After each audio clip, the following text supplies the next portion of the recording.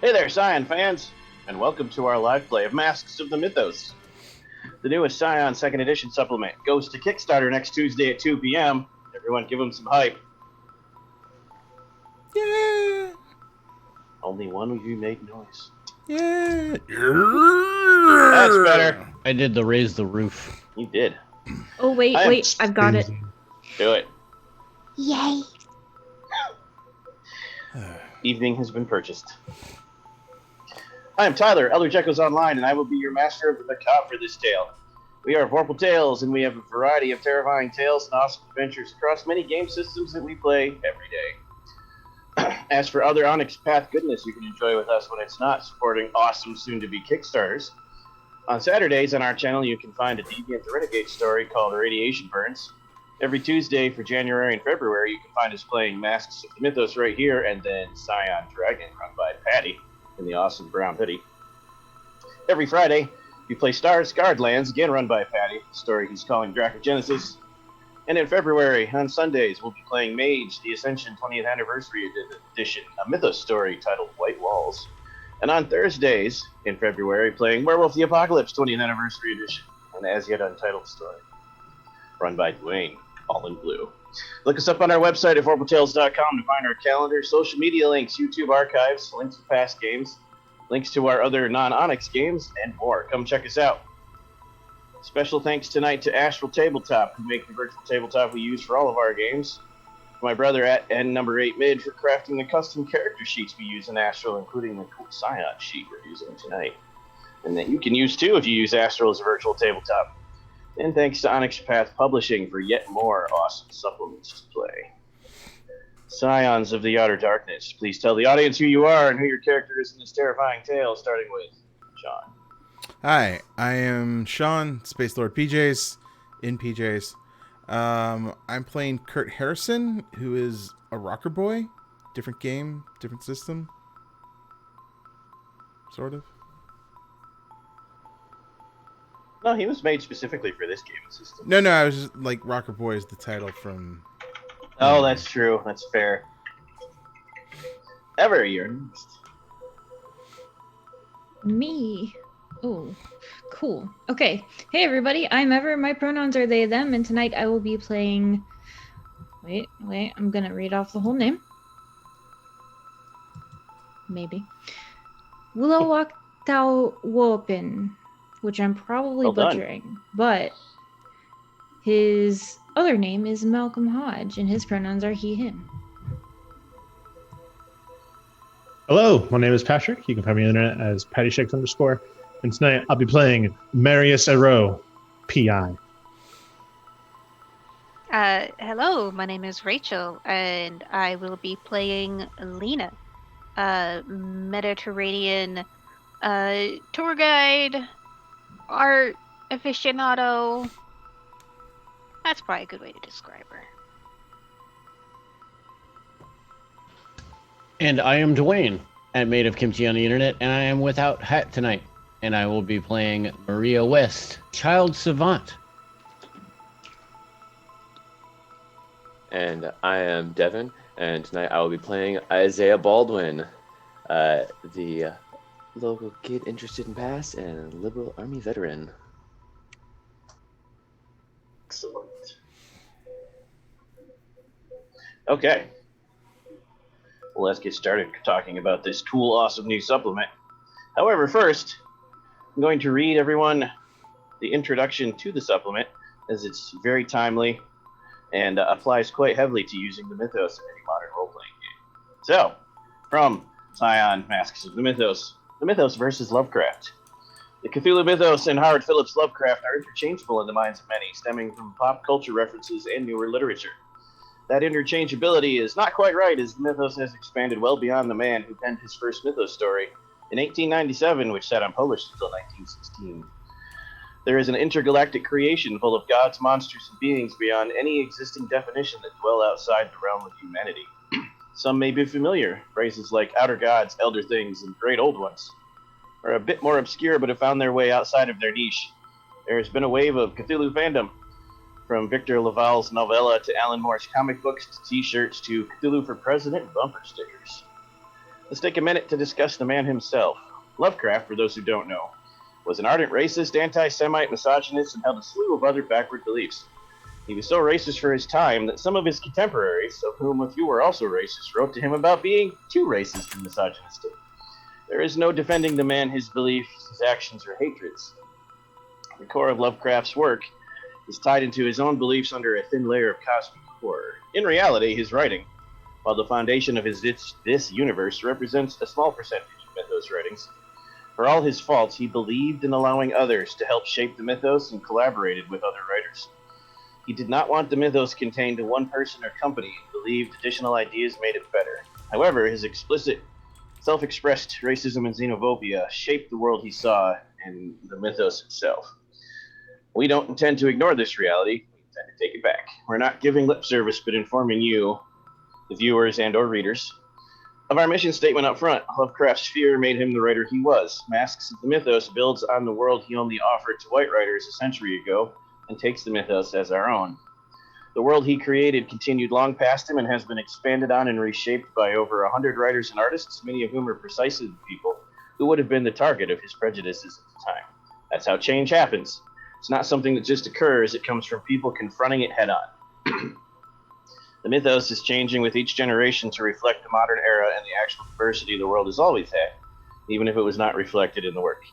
The state of the modern world has prompted some to say Lovecraft's legacy received the most fitting retribution possible. He lost. White ascendancy ended while immigration and diversity continued. The world today appears far more tolerant than his, and that would surely have made Lovecraft weep and faint like his protagonists. If the last decade in the United States has proven anything, it is that hate is alive and well and far too often living down the street from each of us. It turned from the violent, deadly force of 20s lynchings to a more invasive one of redlining and an unbalanced prison system, and now in the 2020s, a merger of terrible aspects of both.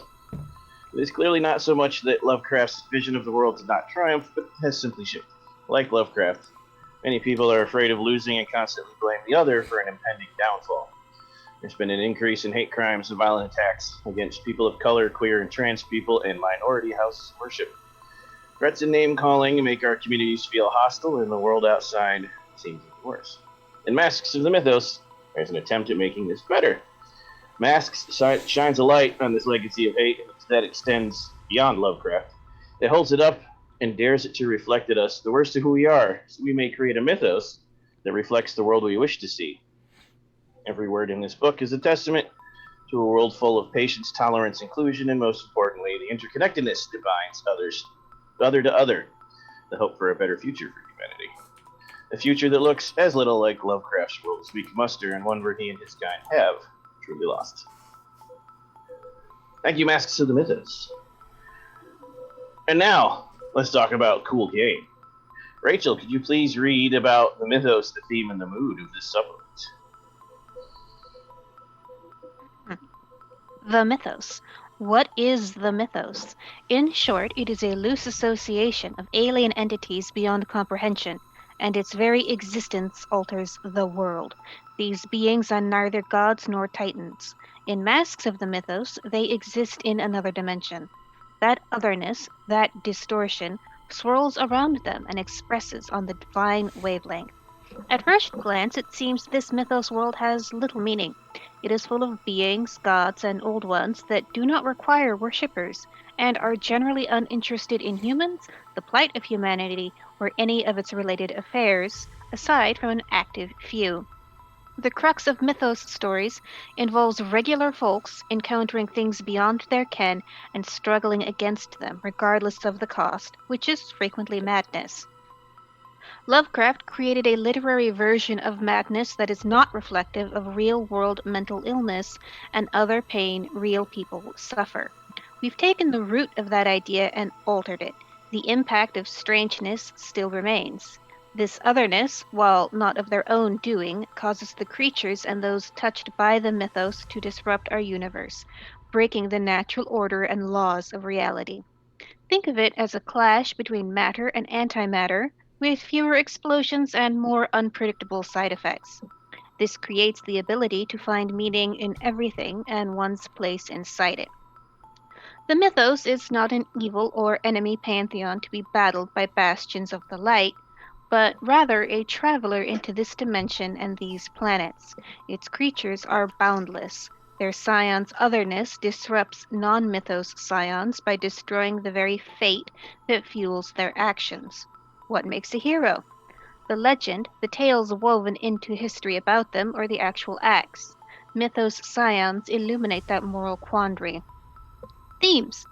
Masks of the Mythos, much like the rest of the books in the Scion series, depicts humans touched by something greater and more powerful than they are. They have been gifted, cursed, or born into a mythology waiting for them to make their own paths. While the core Scion game focuses on bonding these humans into a group and sweeping others up into their legend, Masks of the Mythos is about the otherness of power. Mood. An atmosphere of uneasiness, eeriness, and menace should loom over games that include elements of the mythos. Scions and mortals grappling with these forces walk a knife's edge between the poles of awe and fear, disruption and resistance, wonder and dread. Despite this flavor, Mythos forces do not negate the heroic, mythic storytelling established in the world of Scion. Scions who are aware of Mythos entities must grapple with the knowledge that humanity's niche in the universe is tenuous, a fragile moat swirling in a sea of overwhelming power.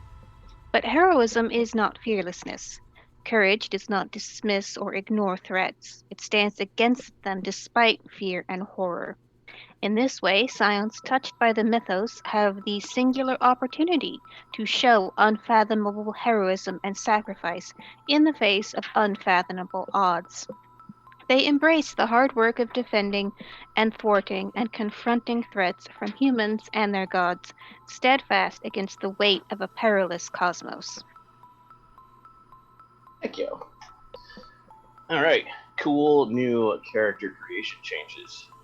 Quick reminder for anyone who may not know, Scion is a story path game, so it runs like they came from Blind, Trinity Continuum, Dystopia Rising, and all of the story path game system lines. There's a heavier emphasis on skills than attributes, as opposed to World and Chronicles, where it's more attribute than skill.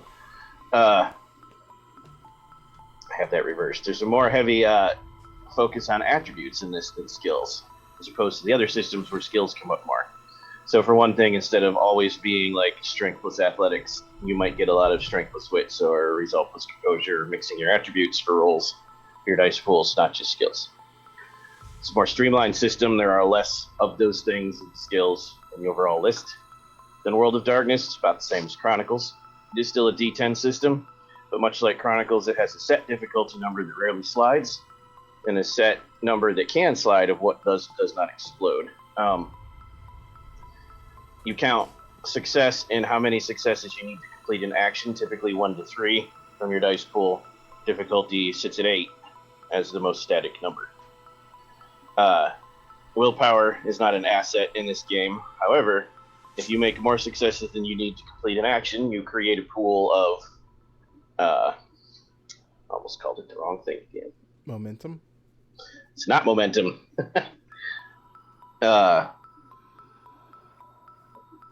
Enhancements that you can then use to add to future rolls or to add on effects to your roll.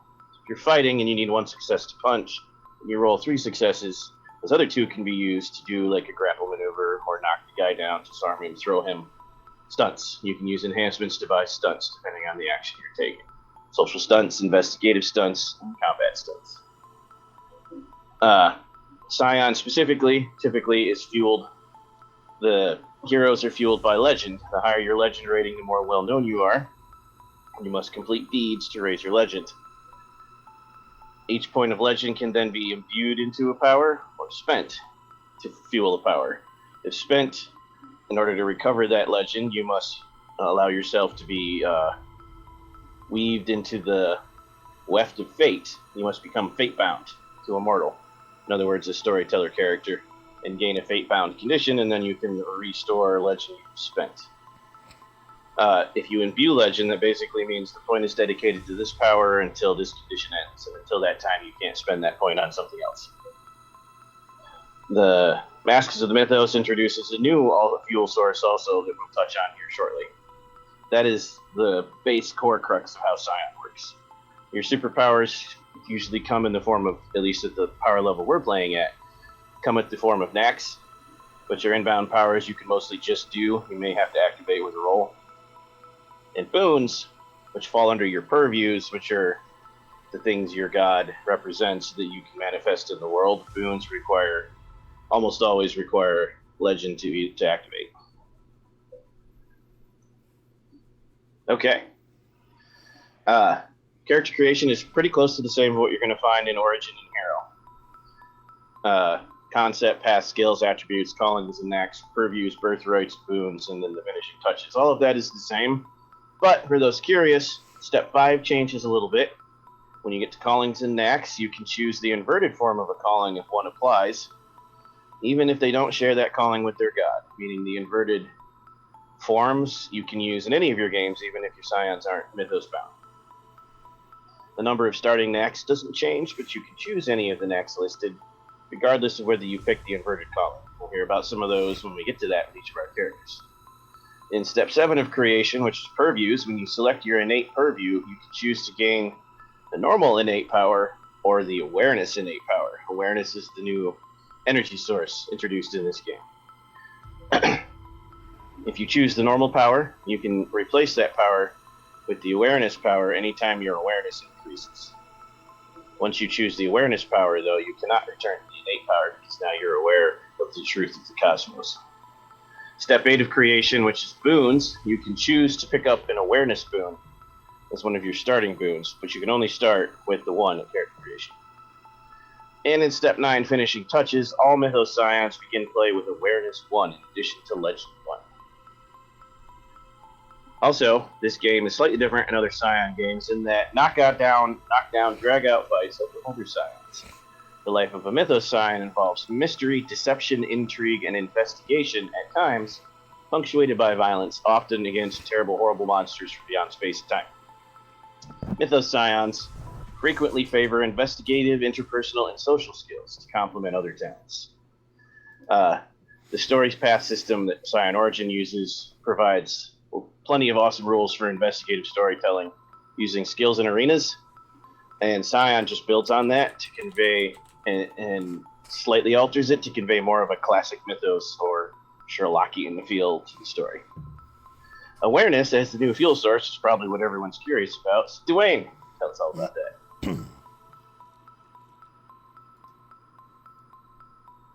About the awareness and Mythos fate binding? Correct. So, awareness. The cosmic horror aspects of Masks of the Mythos should always be close at hand regardless of the investigation. Those who dwell in this world are subject to unexpected understanding of how the universe works and their place in the cosmos. This sudden awareness can occur at any time and is unsettling at best. If a Scion achieves 4 or more successes over a roll's difficulty during a Mythos investigation, he or she is granted a glimpse of a fraction of the universal truth, just a sliver of a droplet. That droplet blesses or curses the Scion with a single point of awareness.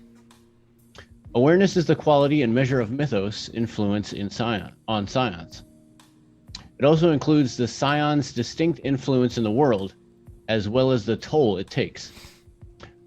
Awareness represents an opening of the mind and body to hidden realities that lurk just beyond human and non-Mythos Scion's senses.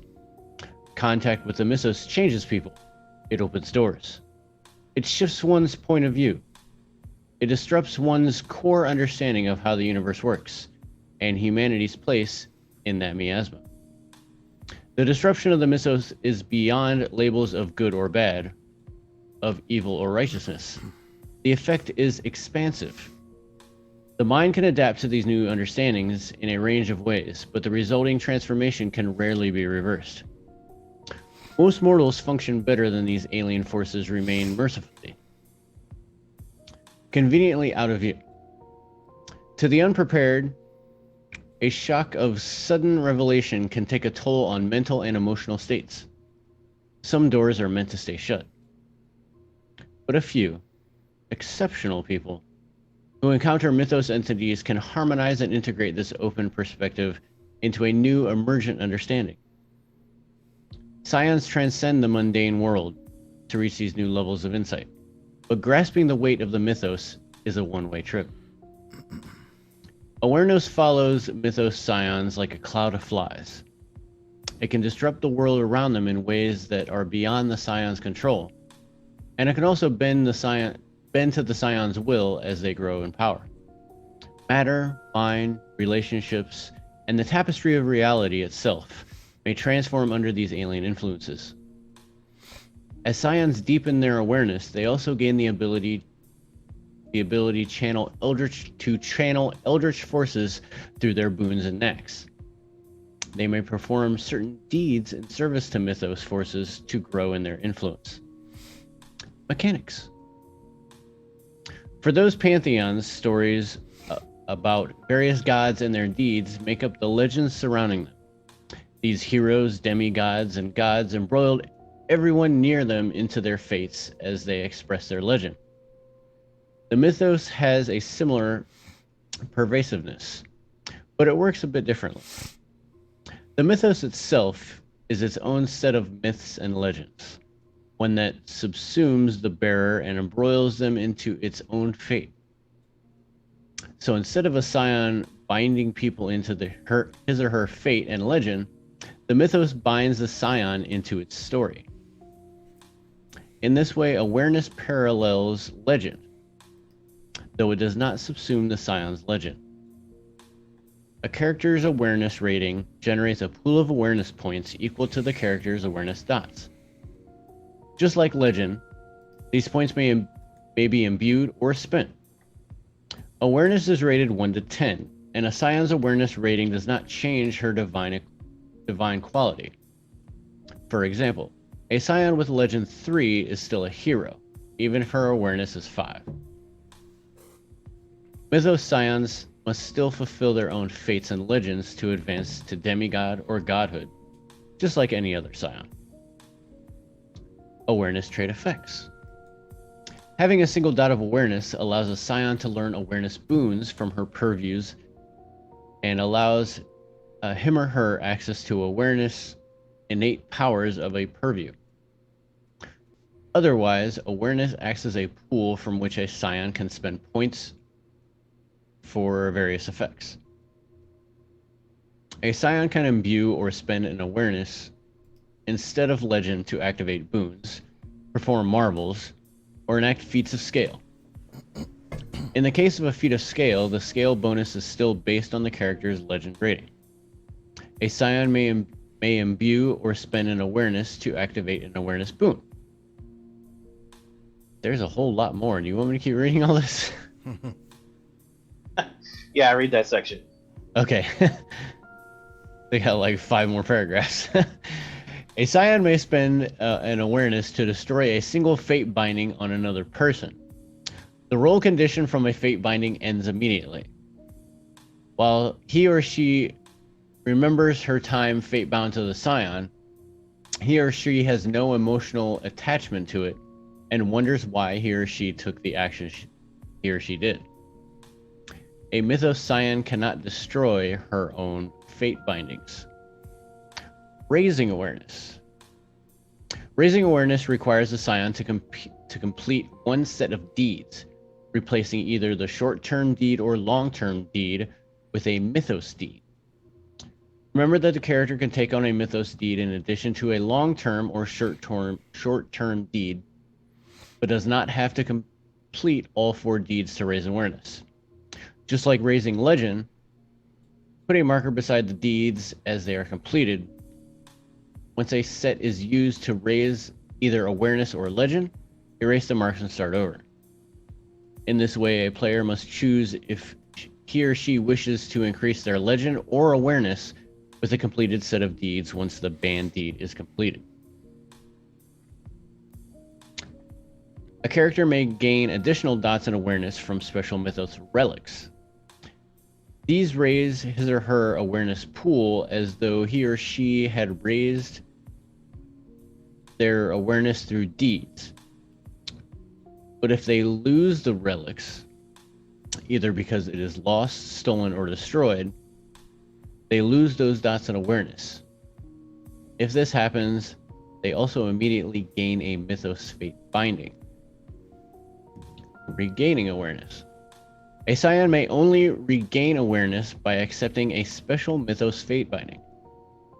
The energies generated by acting in accordance with the Mythos desires replenishing a single point of awareness. The awareness limit. A player character may not have more Mythos Fate binding conditions than he or she has dots in awareness. Once per session, a character may gain a new Mythos Fate binding to regain 1 point of awareness. Additionally, they may gain a new Mythos Fate binding if they use a Mythos relic multiple times, lose a Mythos relic, or perform marvels using awareness instead of legend. The character and the story guide should work together to determine the appropriate fate binding conditions. Here so ends awareness. Thank you. So yeah, for those watching who play Scion, as you can tell, it's adding a new fuel source, but it doesn't supersede legend. You still have to raise your legend to actually enhance your character's power level. Awareness simply adds to that and adds something unnatural and creepy to the vibe. It also kind of sort of acts as the Pantheon's innate power, as anyone with the Mythos Pantheon gets awareness as opposed to something else like other Pantheons. Also, like Dwayne mentioned, once per session, this is for anyone who might not be super familiar with Scion, once per session you can choose to accept a fate binding either to your legend or to your awareness, one of each. And if you do it with legend, you get fate bound to a storyteller guide character and get a fate bound condition, and that character is swept up in your story. If you fate bind to the Mythos, I do things to your character as opposed to you doing things to a storytelling character, and you become almost like the storytelling guide character would in a regular story. And then I will assign a condition after we figure out how to weave you into the fate of the story, more specifically than you already are. There's a whole bunch of cool ones we can use. Is awareness the dots on the fate bound, or where's it awareness tracked exactly? It's not on that sheet because that sheet wasn't for this game. That was for Demigod. So add it anywhere you like. The note section's probably easiest in Astral. And add whatever you want there. You all have an awareness of 1 at this stage, and like the book says, anytime you get 4 more successes on a Mythos-related roll, it comes whether you want it to or not. Okay. Now let's talk about the Pantheon. The great old ones are beyond the linear concepts of time, and their origins cannot be grasped by humanity. Some walk through time, created after humanity and witnessing the birth of the universe at the same moment. Some exist at every moment and place of the multiverse, substantial and insubstantial, all at once. This Pantheon, as humans have labeled and gendered it, is neither God nor Titan, but comprises extra-dimensional aliens whose horrific otherness warps everything it encounters. Their movements were traced and linked by humans, believing them to be gods in the form of others. These aliens do not have defined locations, such as other gods' realms. Some reside in Azathoth's courts, listening to the maddening music. Others walk the earth, while yet others lie eternally asleep, but never dying. So, let's talk about awesomeness in the normal introduction order, which means starting with Sean. Read about Azathoth to us, good sir. You read about Azathoth. Azathoth, aliases, Nuclear Firestorm, the Eye of Madness. So, we're going pretty big here. At the center of infinity, a twisted god slumbers, creating bits of reality from its dreams and destroying them when it wakes. This is Azathoth, the demon sultan of chaos, head of the Pantheon, dwelling with its court outside time and space, manifesting as a voracious black hole. Azathoth is a god who knows only sensation and hunger, gobbling up anything around it unless placated by the court of musicians who beat drums and play airy pipes to soothe Azathoth's unrest. When Azathoth begins to awaken, its attention is attracted to places where the walls between the outside and reality are thin, which often manifest as some sort of opening wherein the viewer can see the eternity of space and hear the infernal piping of Azathoth's court. Azathoth is head of the pantheon, not because it is adored, but because it is the most powerful. Universes are born and destroyed as side effects of its dreams. Azathoth is the embodiment of the chaotic and destructive nature of the universe, but is also the music of the spheres. Scions of Azathoth, that's not going to get old saying, Azathoth are creative and destructive. They might be experimental. My character's just going to call him Azzy, because this is, yeah. You got one of the easiest ones. I'll say Yog Shathoth all day long, man. This one's hard. They might be experimental musicians exploring new forms of oral expression. Other Scions emulate Azathoth by being powerful and destructive influences at the centers of vast organizations. Unable to sate their appetite for powers and chaos, these amoral Scions act on instinct rather than reason and can manage to rise to positions of power and influence to the detriment of everyone around them. Like Azathoth, they surround themselves with toady courts of followers who protect the rest of society by placating the Scion. Among mortals, there are musicians who live in obscurity and squalor, who are gifted by Azathoth's power, with such the ability to compose and play exquisitely chaotic music that at once attracts and placates Azathoth. One such musician was the cellist Eric Zahn, who, according to the first 10 account, would play wild music that was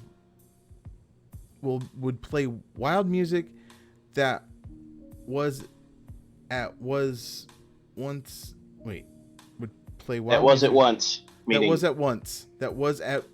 okay editorial error there that was at once magnetizing and loathsome. From the single window in Zahn's attic apartment, the witness saw outside reality and realized it was Zahn's wild playing that kept the beings who lived in this place at bay. The power of Zahn's drive was so great that he continued to play beyond death. Such musicians exist in the present, playing in small clubs, dive bars to eke out a living while composing and playing music that saves humanity during the hours of darkness. The callings are creator, leader, and liminal. Yep. Purviews are arcane calculus. Well, that's definitely not getting done. That is a Mythos-specific new category for those watching. What's arcane calculus? Once we get to somebody who has things in it, I'm going to read it. Okay. Ranks in it. That's not basic math, is it? No. Okay. Super advanced arcane math. Okay, great. Not going to use that one. Artistry, music, and chaos, epic stamina, and stars are the purviews. Okay. Now, the game comes with 5 pre-made characters. Obviously, there's 6 players. We're using 5 of them, and we made one of our own. Sean's is the one we made for our own, so we're going to talk about him first. When we get to the rest of you guys, you don't have to read your whole character backstory. You just give us a summary. If people want to read the whole backstory, they can support the Kickstarter and get the manuscript. Sean's character, though, was made by us. So we chose Azathoth, and we made Sean into the world's creepiest rock star. Give us a rundown, Sean. Am I reading my backstory here? You just summarize it. You don't got to read the whole thing. Okay. So I play Kurt Harrison, who was a poor university student trying to make his way through school. One particular meager... In the 1920s. Oh, in the 1920s. That You're very old. You just haven't aged. That I did not catch on to. That's true for most of these Scions. Okay. So Kurt was poor. He ended up on a weird side of town on a street named Rue des Zay.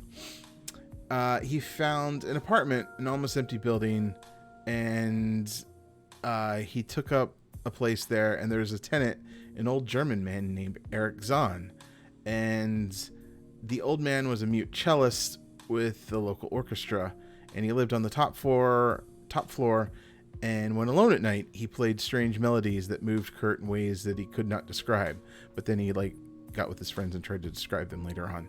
Over time, Kurt gained Zahn's trust, and eventually the old man shared his dark secret with Kurt. That Elric had discovered melodies and rhythms and sounds of an otherworldly nature. Zahn played these sounds to keep back unknown and unseen creatures from Zahn's window.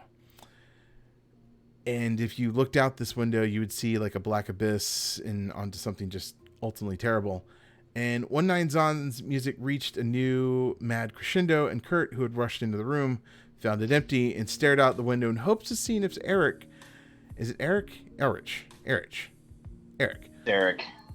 had somehow gotten outside. Instead, Kurt stared into an infinite abyss and glimpsed Azathoth at the center of all creation. The window shattered, and an unnatural wind swept through the room, carrying away all of Zahn's music notes into the darkness, despite Kurt's attempts at catching them. Fleeing the house after he found Zahn seemingly dead despite his body still playing the cello, the student escapes not just the house, but the neighborhood entirely. But no matter how far he ran, Azathoth had seen Kurt, and when Kurt had glimpsed the infinitely black abyss, and slowly but inevitably the music came to Kurt as well. Kurt, however, proved to be a more durable vessel for the liminal energies of Azathoth, and moved down through the years, aging at a greatly slowed pace. As times change, so does the music, and Kurt changes with it. He can be found rocking out in his favorite clubs and writing albums that haunt the minds of his fans. And in the depths of the night, secretly playing the music that prevents all of creation from being destroyed. Everyone give him a round of applause. Yeah, you're welcome. Yay. You're all welcome. Yeah, I save the planet every night. Every night. I think it's important to know that Azathoth's real name is He Who Shall Not Be Named. Is it? Is that the one? It is. That's the real name of all of them, technically, though. But they gave them names anyway. Behind the rose. Wait, what? I never heard of that one. Children of the Corn reference. Carrying on. Stephen King might be a big fan of the Mythos. So, Sean's character is, did you decide if you're addicted or just strung out? I'm going to go with strung out. Sean's character is a strung out alcoholic, super thin, looks like he hasn't slept in years, rock star. Looks like he's in his mid-30s, but he's actually like 100? 120, probably? Fair. Yeah, that sounds... I feel like this is going to go really deep into, like, Matthew McConaughey from True Detective, but... Yeah. Somewhere between there and Bill and Ted. I don't know. So, let's talk about what you took, at least as far as it pertains to powers. That's what everyone really cares about. Okay. Sean's character has two, I can't remember if it's 2 or 3 points in relics. So why don't you tell him about your one and only relic first? My one and only relic is an air guitar. Not really. No. It's a real guitar. But when he like air guitars, it just magically appears, I feel like, and then like it's just there and actually, yes, it has an activation condition where you have to create the discordant notes of the Mad Demon Pipers of Azathoth before it works supernaturally. Otherwise, it's just a guitar. Right. You overload. So in action, simple, range short, subject 1 machine or character, duration 1 scene, costume view 1 legend, knack maddening piping, overwhelming chaos as a free boon. It is called the Mad Sultan's Axe. It is a holy guitar. You overload a machine's gears or a person's mind with. That's a cool word. Concentrated. That's not the mind width. And mind width. I thought he saw a cool word. All he saw was a missing space. I was thinking bandwidth, like yes. Data. So then your mind width is like how much you can like think of. Yeah. I'm using it anyway. No, that's just a missing space. Damn it. So yeah, I can overload machines or people with concentrated entropy. A targeted character must struggle simply to maintain coherent thought. I'm still broken up about mind width. On each turn, if they wish to take an action, they must combine it with a stamina plus athletics roll at difficulty 2. Non-trivial characters are rendered catatonic for the scene. Machines up to a size of a car can be targeted, breaking down completely until they receive maintenance. This damage is permanent, but the Scion can reclaim the legend imbued in this boon. Cannot reclaim the legend imbued in this boon until next scene.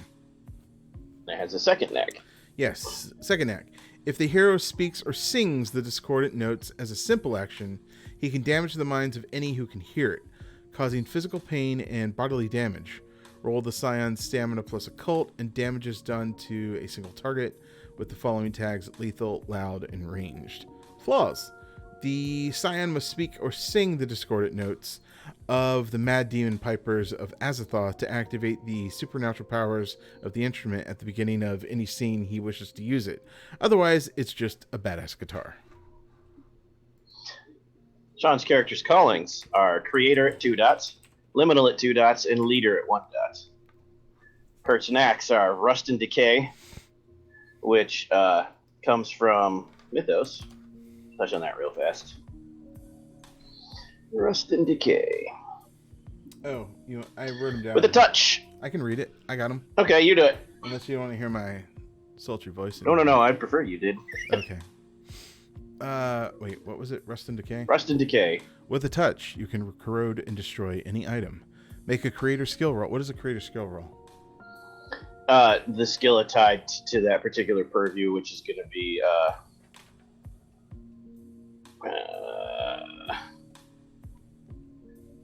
probably going to be a cult for you.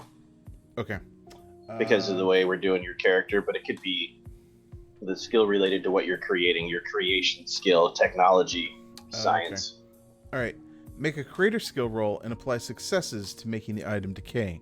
The item is broken or destroyed if the successes equal its size. If the item has a defensive scale or armor that increases its scale against force, then you must match the additional scale in successes. Size 0 items are destroyed instantly without a roll. He also has, and by the way, that particular knack falls under Creator, obviously.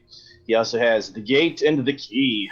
You may spend a momentum to open a portal from one location to another, as long as it is through a literal portal, a door, window, manhole, etc., to anywhere else of your choosing, including Terra Incognita. You must have visited the location you are moving to for the portal to work. He also has 3 other knacks from the core books, which we don't need to read what those do when they come up and play. People can see. But he has Perfect Rendition, Inspirational Aura, and Flatlander. His purviews are Artistry, music in this case, Epic Stamina, and Stars. He has 2 boons under Artistry, Enthralling Performance from the core book, and Maddening Song, which he can read to us from this supplement. Let's see.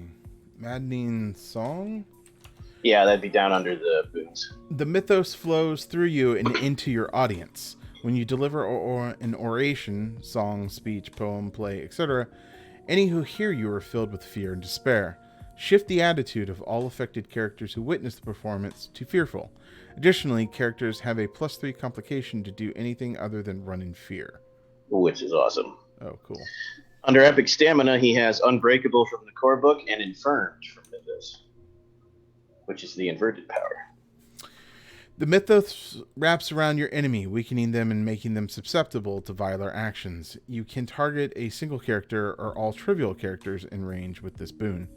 Inflict a condition that increases the difficulty to resist disease and poison by 2. Prevents the character from using any healing or regeneration abilities. Doubles complications imposed by physical conditions and injury conditions. The condition ends when you reclaim your awareness or when the character suffers from 2 injuries while affected by this condition. Last but not least, under Stars, he has Temporal Shift. Temporal Shift. For as long as you have awareness imbued, you can slow down or speed up time for yourself. If you slow time for yourself, everything happens around you at an advanced pace.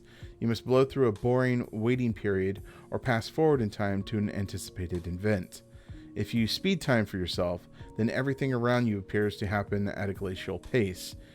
You can walk past an attack, sleep it a full 8 hours in just a few minutes, or pluck a slow-moving bullet from the air. While you do not leave the plane of reality on which you are, you seem to disappear to onlookers while out of time.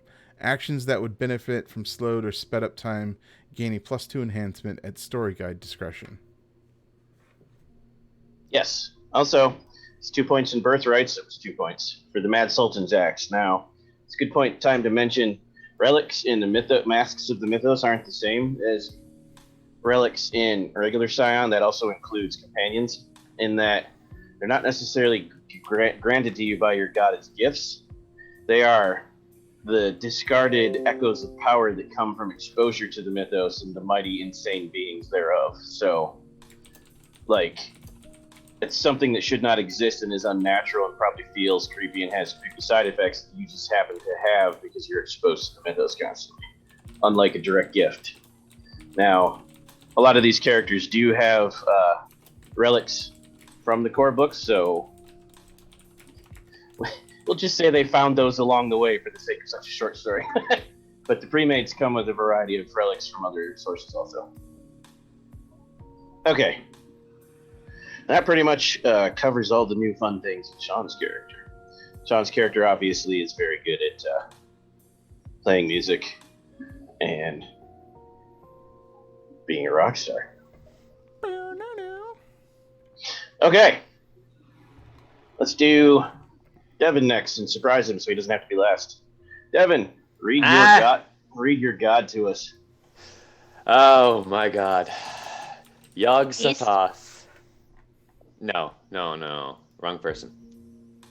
Wrong entity. Yog-Sothoth, who is known as Yog-Sat, the Beyond One, the unlocking just entity, and supreme archetype. Yog-Sothoth is a being of immense power that dwells in interstitial spaces outside the reach of human perception. When it takes form in the terrestrial realm, a giant rolling cluster of glowing spheres materializes, growing and shrinking and metastasizing a protoplasmic mass that undulates with dizzying speeds. It opens abrasions in reality that spark fits of lightning and issues an unbearable stench. Peal foreboding shrieks from the skies. Many Mythos sorcerers are drawn to the Yog-Sothoth's ability to bridge profound distances or to scry into unearthly worlds and dimensions. The entity is both gateway and key to alien realms. Those who call on its powers to peek through the cosmic keyholes also invite the unlocking to manifest in the world. Direct contact with this being causes distortion of living flesh and hastens its destruction. With the help of sorcerers, Yog-Sothoth has been known to beget hybrid offspring with human hosts, and sometimes its progeny is humanoid, though they mature at unusual rates and show strange characteristics such as elongated or hircine features. Other offspring become formless entities, invisible to human sight, that grow enormous as they slake a voracious appetite for earth meat, human flesh. Contact with Yog-Sothoth erodes the illusion of an individual's consciousness, imparting an expanded view of sentient beings as a part of a larger alien whole. And the entity has been known to swap minds of sentient beings for unknown purposes. The crusty fungoid Migo worship the entity as the embodiment of linked, faceted minds that work together with singular purpose. Scions under Yog-Sothoth's influence stand in the doorway of perilous knowledge of the universe and its mysteries, or the mysteries of its clockwork. Expanded perspective gives Scions an aura of outward calm and casts them as anchors in times of crisis, stalwart in the eye of the storm, but on the inside.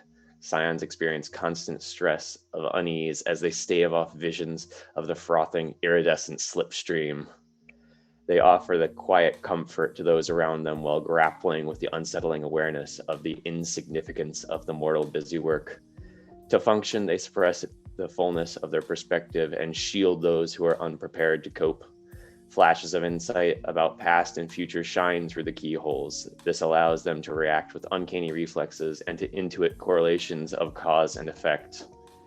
The callings of this are Liminal, Judge, and Defiler. And its purviews are epic dexterity, epic strength, epic stamina.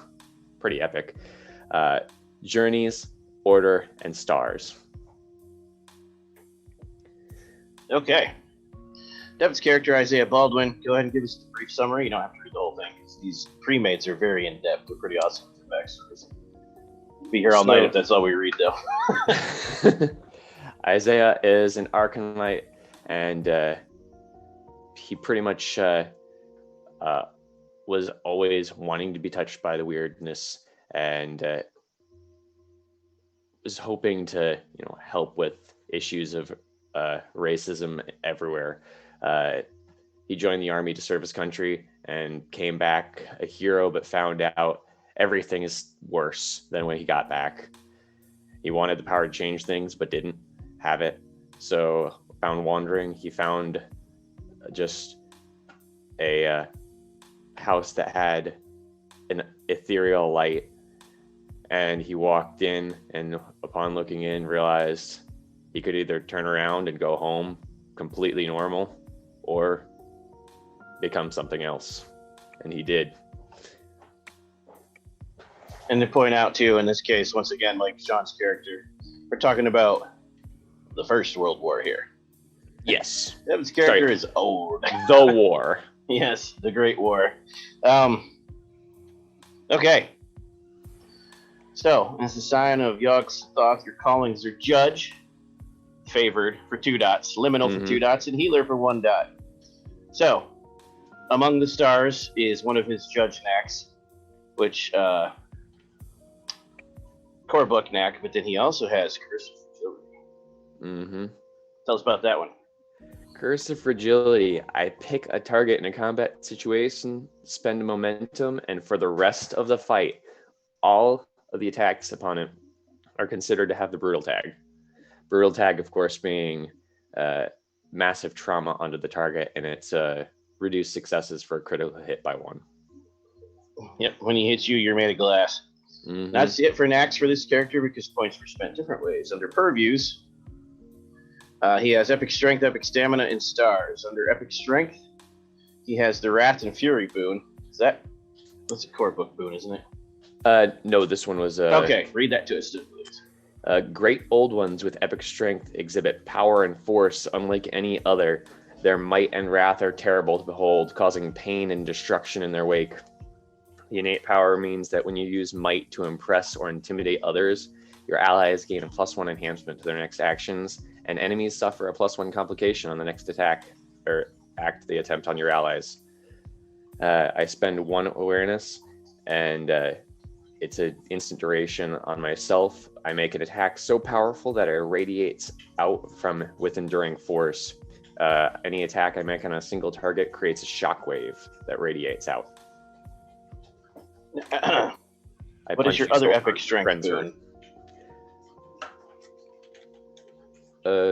I believe that. Or do you only have the 1? I only had the 1. Okay. Did you have any boons under Epic Stamina? I don't have them all. No, I only had the ones under Strength and Stars. And then under Stars, he has Temporal Shift, which we already talked about with Sean. Birthrights, he has a 2-point guide. Tell us about that. And you have some relics. You can tell us about those too. All right, hold on 1 second. Now, you don't need to give us details on your guides because I have a lot of that because a lot of Mythos creatures are like, they do what they want. But you can still tell people what it is. And I did not have that part looked up. I had the other parts looked up for you. That is okay. I have it here. You have... Right. Good, thank you.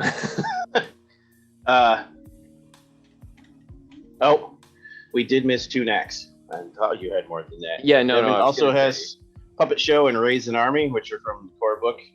Which, of course... Wait, no, I'm looking at the wrong person. No, you're looking at the wrong Holy person. cow. I have Among the Stars and Curse of Fragility as my knacks. Among the Stars we haven't gone over yet, though. You can read that one while I pull up the correct document, not Dwayne's. All right. So among the stars, I roll my next skills, spend a momentum. And for turns equal to successes, I take the form of star stuff. I adapt the picture of the bleak void or with pinpricks of light. And in doing so, I become intangible but extremely dense. Matter bends around me, allowing me to pass through the smallest of cracks or shore up the largest of spaces. Weapon attacks bend away from you, and metal wraps around the density of your shape. Attackers find that their fists are slowed to nothing as they enter your radius. And when the effect unwads, my body reverts to normal, but anything that I altered in the process stays that way.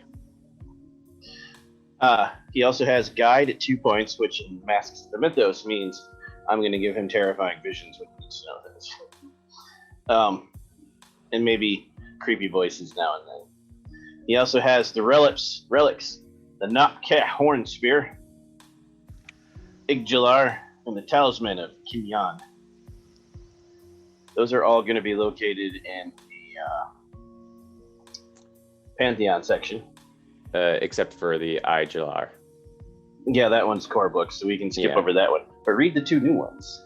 So the Talisman of Kinyan, it's a Journey's purview, and the motif is Into the Unknown, a minted disc of dark, lustrous metal inscribed with strange designs. The Talisman of Kinyan is a sacred symbol of Tulu, a bastardization of Cthulhu. The metal is used to make this talisman is not native to Earth. The mortal followers of Tulu brought it along with them when they followed the god to Earth and used it as material for anything precious or used to store precious items. And it is magnetic magnetic only to like metals. The knack that goes with it is the possessors of this talisman may use the gate and the key to receive safe passage into Kinyan and are treated as unobtrusive visitors among the servants of Tulu. And the Nufkek Horn Sphere comes with the purview of frost. Its motif is winter has come. This hideously twisted rod of whatever passes for keratin in the distant place of its origin rests within a massive double zipper plastic bag, lest its foul odor be allowed to wander freely. Its owner once stalked the Earth's early hominids of this world with predatory abandon, and for so long that its shadow still haunts the ancestral memory of the species. The merest whiff evokes blind panic among mortals, humans who will form a terror-filled stampede to escape its bearer and cower helplessly if they cannot. The knack, when activated, the wearer appears as a Nofkek and strikes with deadly accuracy, and the attack is unsoakable. And now we'll move on to Ever. All right, give us a brief summary of Malcolm's backstory. Oh, it's also good though. So It is. Born in what would become Delaware, Willow Wachtau-Wolpin was captured and sold into slavery. He would come to be known as Hezekiah Smith by his enslavers. He wound up in Salem in the early days of English colonization.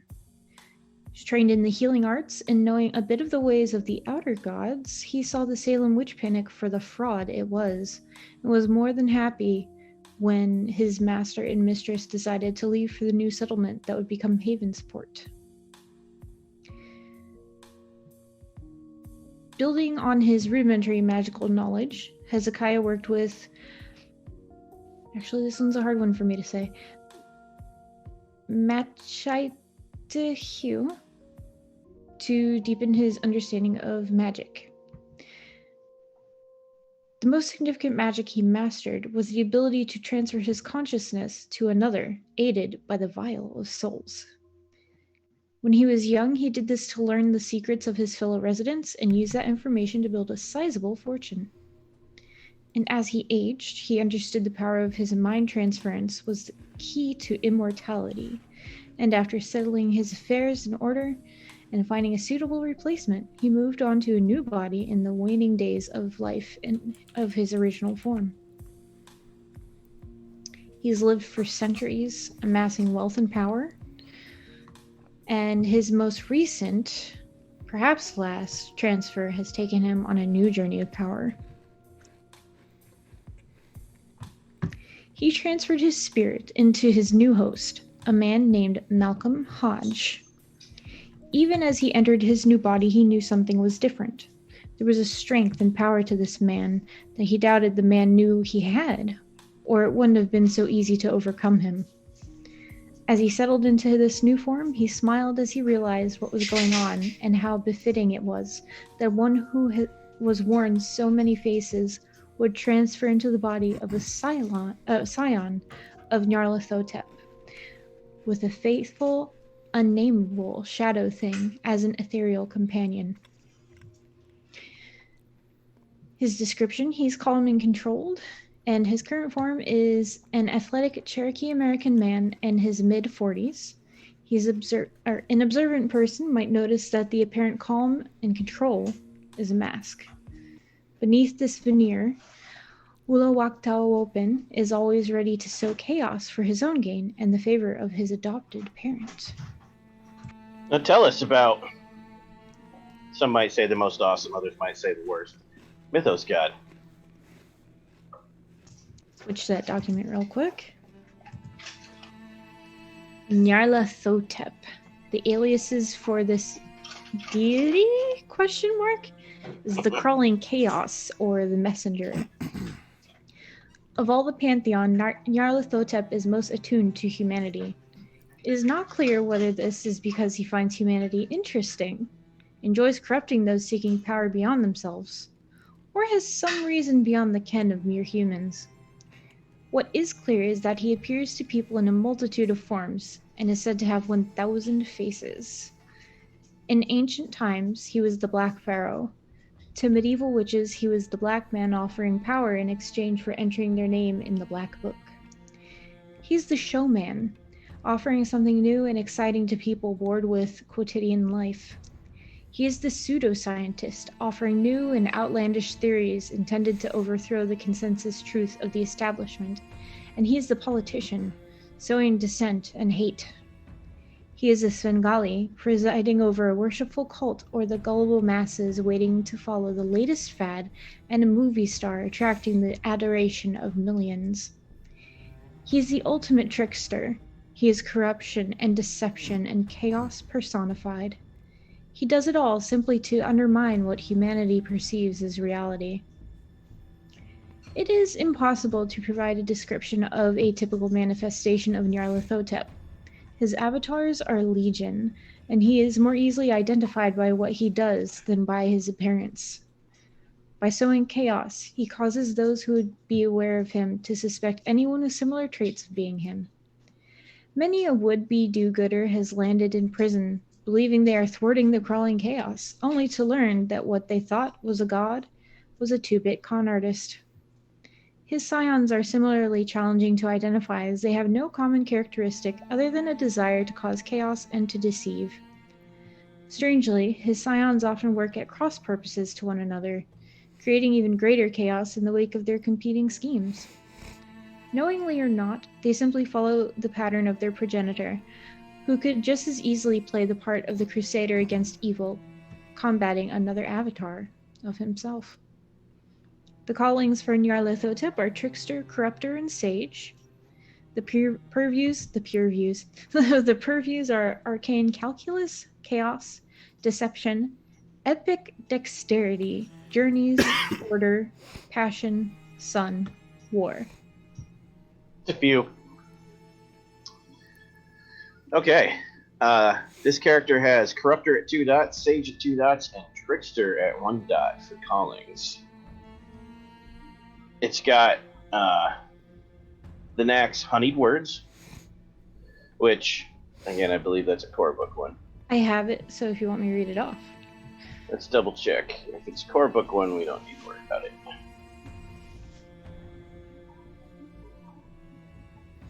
I think Redirect and Honeyed Words were in the newest, and Palace of Memory was... Yep, it is from this one. You were right. Yep. Go ahead and read that. Read it to us. Honeyed Words. Choose a person to be your charge, spend a momentum, and give them a direction or suggestion. When they act on that direction, they gain +2 enhancement to do so as long as you are watching. If you have a bond with the person, you can forego the cost. That's a bard power. I like it. And yes, Palace of Memories is from the core book, but Redirect is from this one. So go ahead and read us that one. Redirect. Spend a momentum. You convert one enemy's current attitude to anger from whatever it was before. At the same time, select a new target to become the object of that anger, causing your enemy to attack the new target in a rage. Okay. The purviews chosen were Chaos, Journeys, and War. However, boons were essentially foregone for this character in exchange for a creature Unnameable Shadow at 4 ranks, which the GM will control but will always be there to be your faithful companion doing terrible and horrible things to be your friend. And the Vial of Souls relic. Vial of Souls should be in here. Let's find out.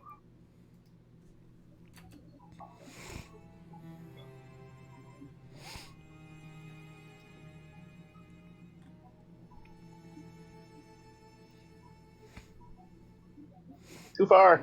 I've gone too far. Okay. Vial of Souls, yes. Do you have it, or do you want me to read it? That is the only information that I did not put in a brand new document.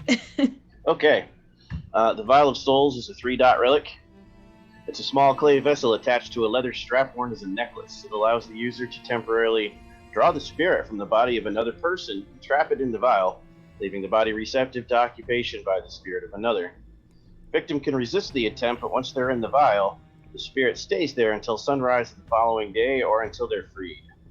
Those familiar with the proper rites and rituals can prepare the empty body to make this effect permanent. This way, whoever possesses the vial can effectively live indefinitely, jumping from body to body. The vial has 2 powers. The simpler power works like possession from the origin book, providing a +3 enhancement to the possession attempt. And the other, preparation by someone with sorcery, can add additional enhancements. And any success of 3 is permanent. So, it allows you to try to possess people even if you haven't sucked their soul out. But if you suck their soul out, it allows you to take over their body. That sounds fun.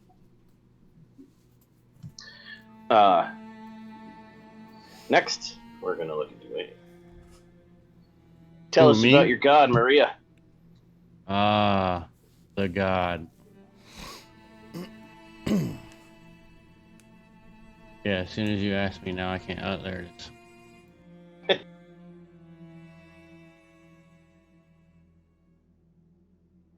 Well, maybe not. Hold on. Alright, my god.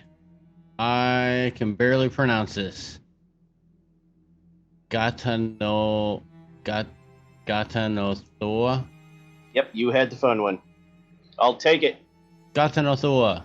Aliases are the Petrifier or the Burrowing Ooze. Gatanothoa is a giant chimeric monstrosity with a form so abhorrent that its mere image can paralyze and mummify witnesses alive. Those who succumb to its gaze are forever frozen but remain aware, looking out at the world from inside the prison of a desiccated body. My god dwells in an undersea fortress atop the submerged mountain called Yadith Gaol on the sunken continent of Mu. The Muvians treated the entity as a god, placating the creature over countless generations with sacrifices to prevent it from seeping out of its nest and destroying the earth.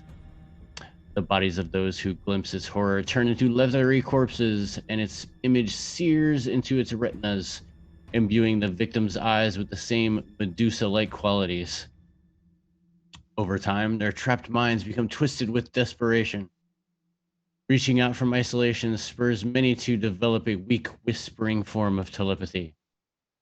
Over aeons, a psychic network of these mummified victims has spread across the globe, forming a thought cult of nattering corpses that relay messages across continents. These rantings hit at revenge conspiracies of forming a resistance against the alien god. But there is little hope of any real coordination amid the chorus of unfocused telepathic blather. My god knows of this network and taps into the signal for amusement, like an external radio station that plays concertos of suffering. Before Mu submerged, my god made enemies among followers of Shub Nijarath. Got it in one. Oh, that one's easy. Namely, a high priest called Chog, who tried to shield himself against the entity's gaze with a magical scroll written on the inner skin of a lizard, stored inside a cylinder made of metal from the planet Yugoth. My god's guardians switched the scroll and thwarted the priest's attack. Since that time, followers of both entities have squared off against each other in far corners of the globe. Neither Gatanothoa nor Shub Nijarath take such notice of their followers' rivalries. Chog believed the scroll could help defeat the menace of Gatanothoa and restore the humans who had fallen under the spell of its gaze. That scroll is lost to time. Scions entangled with my god tend to harbor quiet reflection and introspection. They are thinkers, keen observers, and valuable collectors of information and secrets. They sometimes tap into the network of ceaseless whispering voices for insight. However, listening in on these conversations come with great risk to the Scion's stability. My callings are Cosmos, Corruptor, and Leader, and my purviews are Chaos, Darkness, Death, Deception, and Epic Strength.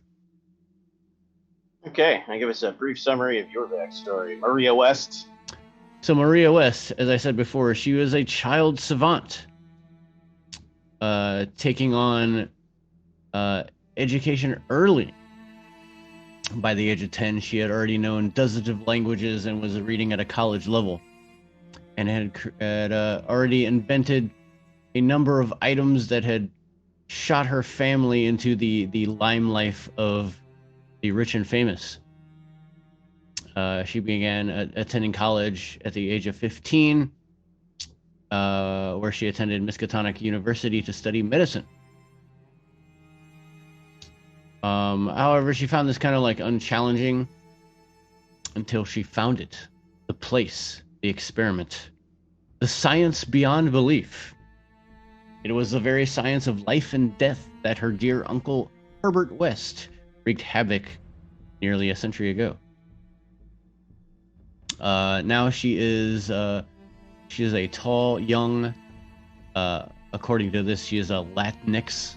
I don't know what a Latinx is. I'm pretty sure it's supposed to be Latina. That's Latin X. Oh, okay. Latin. Yeah, it's unnamed. Gotcha. Yeah, it's more Right. inclusive. Correct.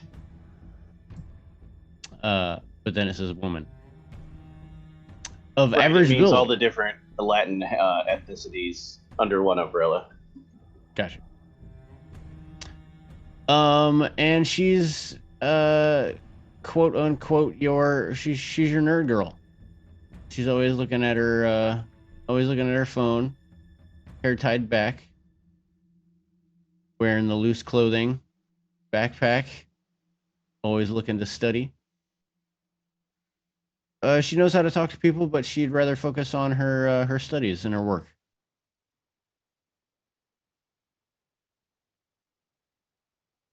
So, Rachel has additional information for us. Go ahead and tell us what you put in the chat, Rachel. Pretty please. Oh, yeah.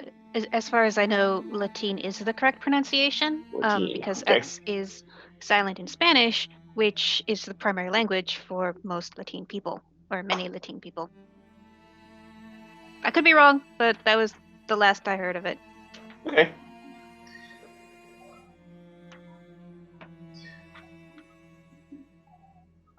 Yep, looks like you're right, too. All right. So, as far as my knacks go, I have Puppet Show, Rust and Decay, and Raise an Army. for those who know a lot about Lovecraft, I'm sure you picked up on Herbert West being in that backstory. Yes.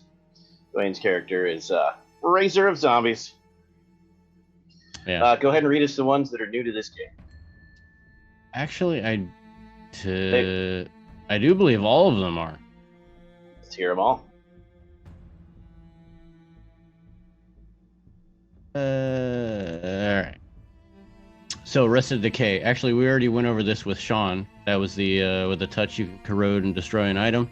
Yeah, we can skip that one. Puppet Show. I can take command of my charge's body and mind, directing her actions and guiding her thoughts. I can roll Guardian Knack skill. Success allows me to direct my charge to take a single action. You dictate how the action is taken, and even if he or she speaks or talks, even if he or she talks while taking the action. You must be able to see your charge to use the knack, though you do not have to verbalize or speak the command out loud. The knack does not work unless you have a bond with the target. And they also must be lower tiered than me. As far as Raise an Army, your command sways people to follow you, even those who barely know you.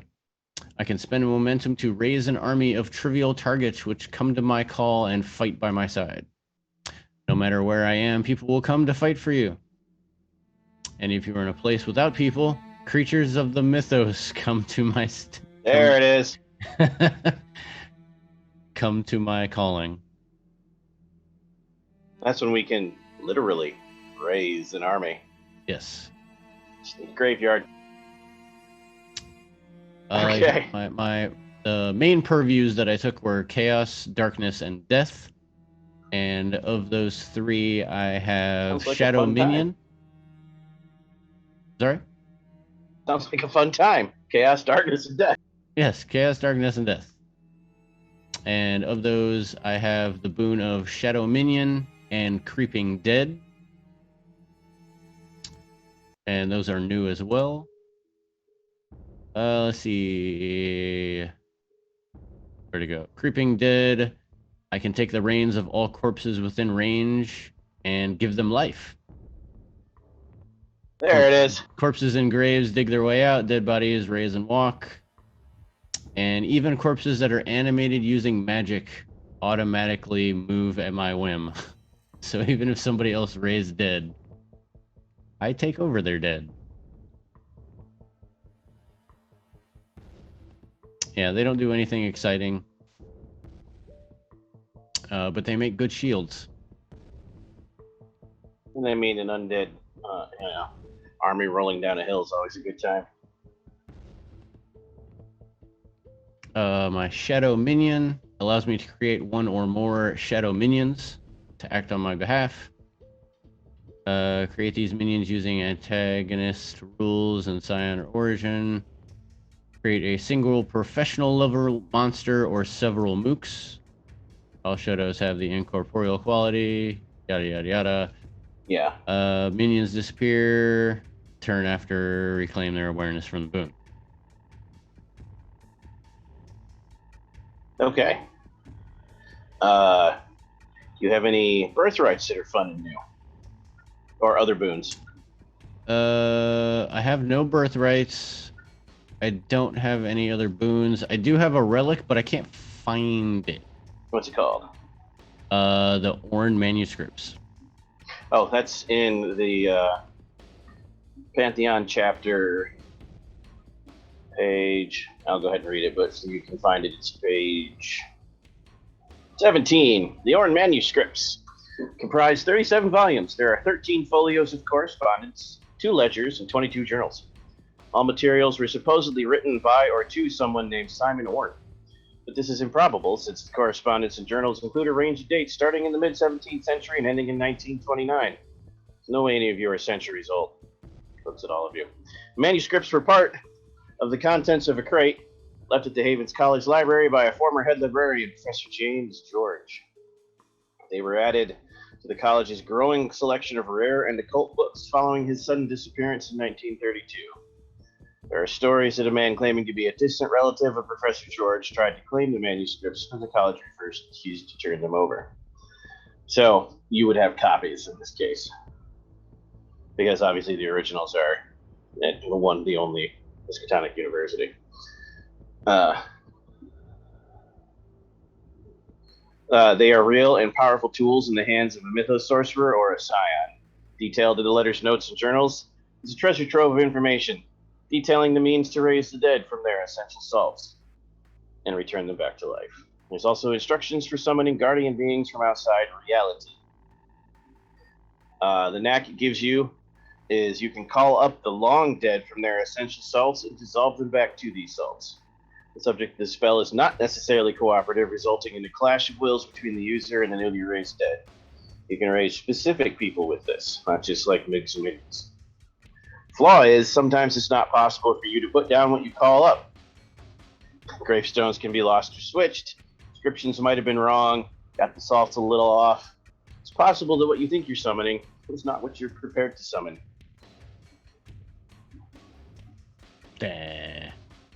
What could possibly go wrong?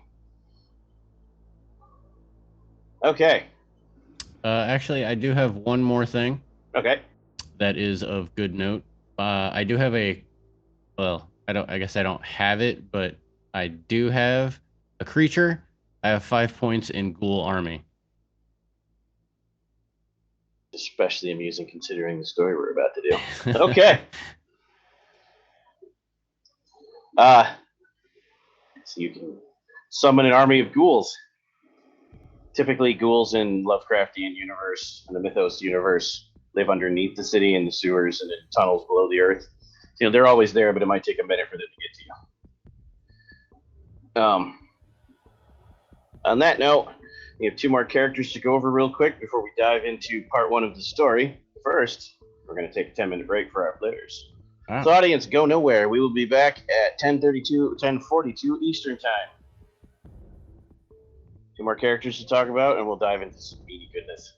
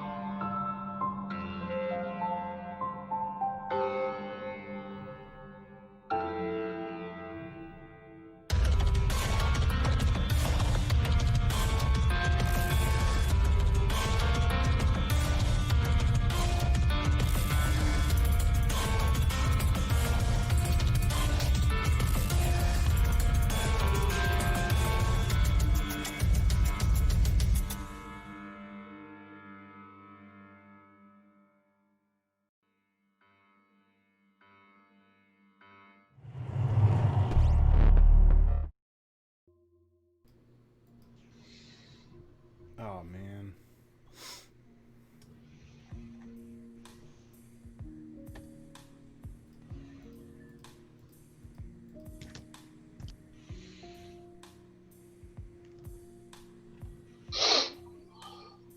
We're back.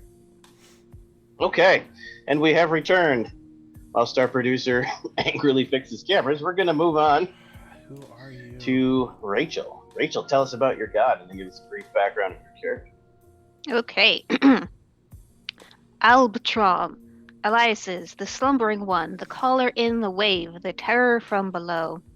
Albtrom sleeps deep in the South Atlantic Ocean, in a city hewn directly from the valley floor, covered in Hellenistic friezes, marble pillars, and pristine cobble paths. This city, often called Atlantis, but possibly a reflection of Raya, is Albtrom's home and lair. Few know what Albtrom looks like, save for those who have entered her toothy maw, for she most resembles a grand and terrible version of the anglerfish, complete with soft, phosphorescent glow. Though her temple is carved with the visage of a strong and athletic youth, crowned with laurels, the bacchanalian statues surrounding the temple belie his trickster nature. In times before, Albtrom was one of the lesser Old Ones of Relia, serving under Azathoth. Her voracious appetite for all things unknown eventually saw her visit the world. But fate binding was a powerful deterrent for spending too much time around humans. So she sought solace and to learn about the world from the bottom of the sea to protect herself during dormancy. From here, she learned about the world, but she could not learn about the land dwellers, so she decided to bring them to her domain. Albtrom created hundreds of ivory statues of her likeness out of her own bones and scattered them to the currents.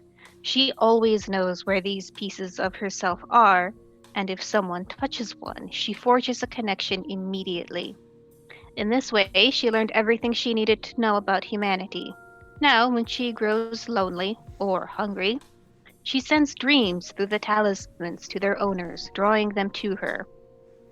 And when they enter the water, she sends dolphins to guide their way and protect their voyage until the person is firmly in her grasp. By the time sorry, I lost my place. By the time they make the voyage, they are completely under her sway, and any with the will to resist are crushed to dust or turned to statues to decorate his temple. Those who come quickly and beg for mercy earn a place in the city dwelling forever, in the depths, or a place in his vast stomach. Albtrom does not grace the land and left the other Mythos gods long ago, but he reigns free in his underwater city. Scions of Albtrom are beautiful, intelligent, and obedient, always chosen from those who heed his call after finding a talisman. Scions from other pantheons may find themselves under Albtrom's protection after encountering such a talisman without ever meeting him in the flesh. Albtrom's callings are Corrupter, Liminal, and Trickster.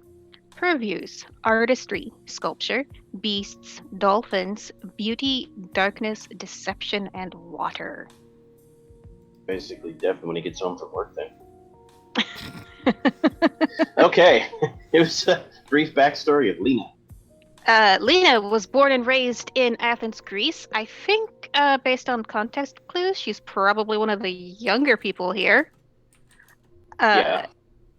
Yeah, so her parents relocated to Florida when she was 17, and she decided not to go with them. So she moved in with her aunt. And her aunt was a boat tour guide for tourists coming to Greece. And so she sort of got into that a little bit. But then she met and fell in love with, I want to call it Daraha, but it's probably Daraja. Not sure on an that one either. I was intern- wondering the same thing. Yeah, well, I think it's Arabic. I'm used to the silent J, but Daraja, I think so, yeah. Muhammad, an international art thief from Lagos. They fell in love, and Daraja took Lena on whirlwind trips around the world, which often ended in Lena using her well-honed con artist skills to steal art. Daraja was interested in mystical and otherworldly art, and Lena became interested in turn, and eventually received from her lover a gift of a little tiny marble bust of a Grecian boy with a crown of laurels. Lena thought this is the best thing ever, started wanting to investigate the origins of this piece. Didn't really find anything, but a little bit later, felt a compulsion to take her aunt's boat out into the middle of the water. She brought scuba gear. About after 3 days of sailing, dolphins showed up, and 6 more days when the boat just stopped moving and Lena felt, all right, time to dive. So she dove, should have run out of oxygen, should have been crushed by the ocean, wasn't, did encounter a beautiful glowing temple where she came face to face with Albtrom. She pleased her god because she was not eaten, but was instead returned to land. Given a task that is not elucidated in the text. Excellent. Okay. So, I just shrunk it because I'm a smart person. The dots for the callings are Trickster, Favored 2, Cosmos 2, and Corruptor 1. Why don't you tell us about any knacks that came from the new stuff? I have honeyed words, which Yep. I believe we've already gone over. Yep. I have Master of the World. That we have not. Okay, let me get to my notes. Master of the World. When inside a field, you may define up to 3 points of enhancements or complications, or a combination of each, that are readily apparent to your perceptions, which may be enhanced by other abilities, but not obvious to other observers. They must conform to the features of the field, however. It makes sense for a shotgun to be behind the bar, but not a rocket launcher. The hardwood floors of a burning building could be expected to be weak, but the flames can't be cold. Only a total of 3 enhancements or complications can be applied to a field at a time, regardless of how many Scions possess this ability. Excellent. And then, And then I also have Psychic Attack and Exposed. I'm pretty sure there's a both from this one. And checking.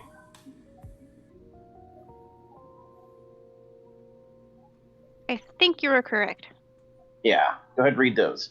Okay, Psychic Attack. You impart your vast stores of knowledge to someone else, overwhelming them. Spend a momentum to roll your next skill. Success inflicts a complication equal to successes rolled on your victim's actions that require mental capacity, such as studying, researching, or even communicating. And then Exposed. Spend a momentum and tell a damaging lie about someone of the same or lower tier. Everyone who hears you utter the lie believes it to be true, even if there is evidence proving elsewise. Attempts to exonerate your target provoke a clash of wills. That's cool. Yes. And then for birthrights, she also has a 4-dot dolphin. We have to make sure we do some water stuff because that's an amazing dolphin with even tentacles or something. Purview wise, she has Transcendent Deception and Arcane Calculus, which we said we'd touch on when we got to someone who actually paid into it. Arcane Calculus is the signature purview of the Mythos Pantheon. For those who are new to Scion, all Pantheons have a signature purview. And whenever you buy into the purviews, you get an innate power. So we'll touch on the innate powers at the end when we're done with Patrick, because you all have them for all your purviews. But that also means that this character is able to buy into the cool powers, Disturbing Visions and Mouth of Madness. Do you want me to read either one of those? Yes, go ahead and read them both. Okay, should I read Arcane Calculus too? Yeah, you can read the fluff on that. Okay. Knowledge is the lifeblood of the Mythos. Within arcane texts, written in blood or on paper tanned from flesh, sit the arcane words of power. All it takes is a promise to serve for the mythos to grant the knowledge and ability to tap into that power. The mythos accepts all manner of worship, from praise and sacrifice and unwavering devotion to total indifference in a selfish power grab. And in return, they impart only a fraction of the power and intellect that they contain. All this serves to bring the mythos closer to the world and allow the great old ones to breach the veil that separates their worlds from this one. Innate power.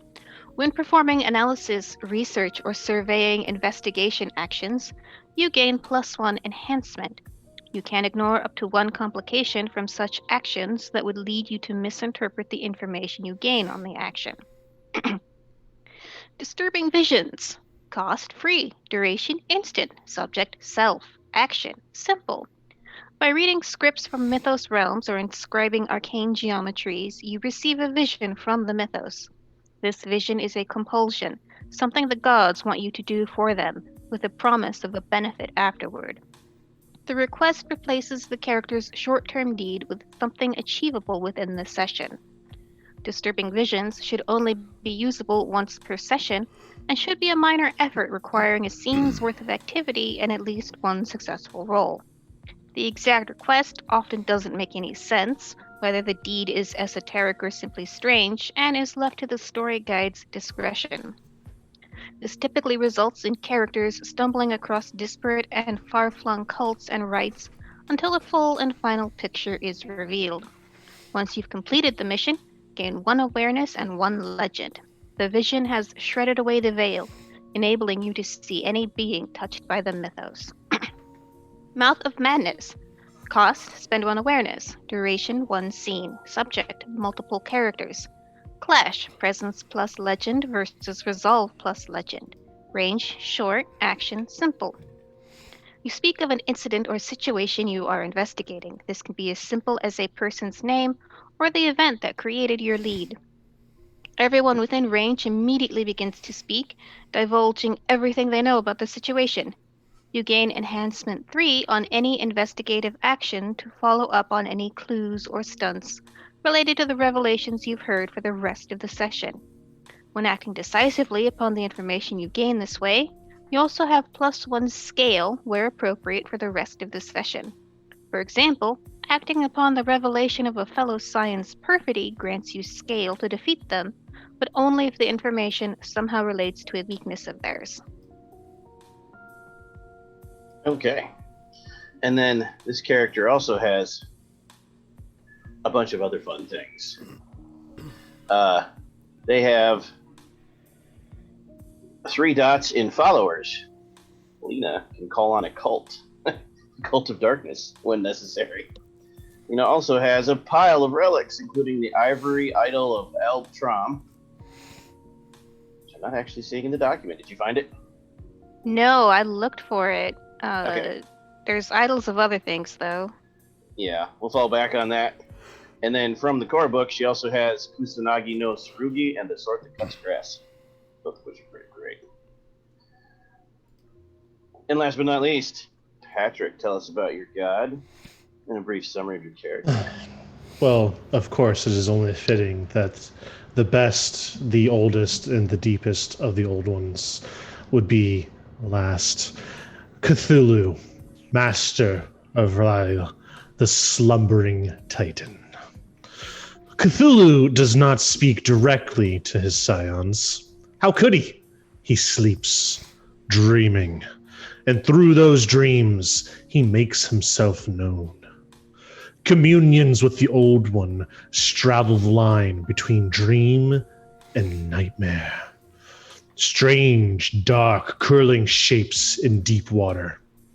The only semblance of words they hear are burbling sounds, low and gurgling, bubbles struggling to rise to the surface. Scions wake from these encounters, gasping for air. These scions awaken with an affliction worse after a shared dream, their bodies soaked, trembling, and the monstrous visage of Cthulhu temporarily burned into the underside of their palms, writhing and pulsating before fading.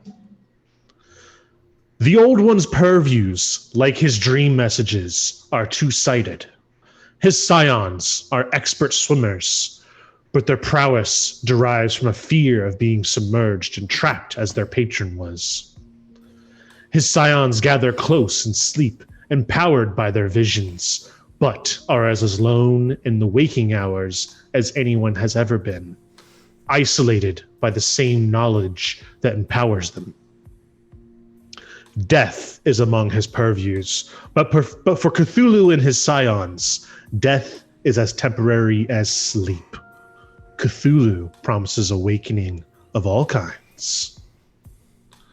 Cthulhu and his scions are drawn together by their dreams, both literally and figuratively. Scions of Cthulhu often feel trapped by circumstance, waiting to be freed. Cthulhu promises freedom if they work to secure his in return. Meanwhile, the great dreamer lives vicariously through them, walking freely with their feet, seeing the world through their eyes, and sowing the seeds of revenge with their hands. At times, his scions feel him under their skin, cold and sluggish, but making his presence known. In times of great urgency, Cthulhu can force sleep upon his scions to impart his desires or knowledge upon them more immediately. For the scion, this experience is not unlike being dragged underwater. The more they try to tread water and resist, the more overwhelming their exhaustion and the more violent their visions. Cthulhu is especially drawn to people the closer they live to Ryla, where he slumbers. His influence dwindles as his scions move further away, but he can never be shaken. His stride is too great to be outpaced, and he can always reach his scions in their dreams. Soon, he will be able to reach further, out of dreams and water, and unto the waking world. 5-star delivery. Thank you. Cthulhu's callings are liminal, cosmos, and destroyer, and her purviews, death, dreams, epic stamina, epic strength, health, and water. Okay, give us a summary of your character. Gladly. Let me find his sheet here.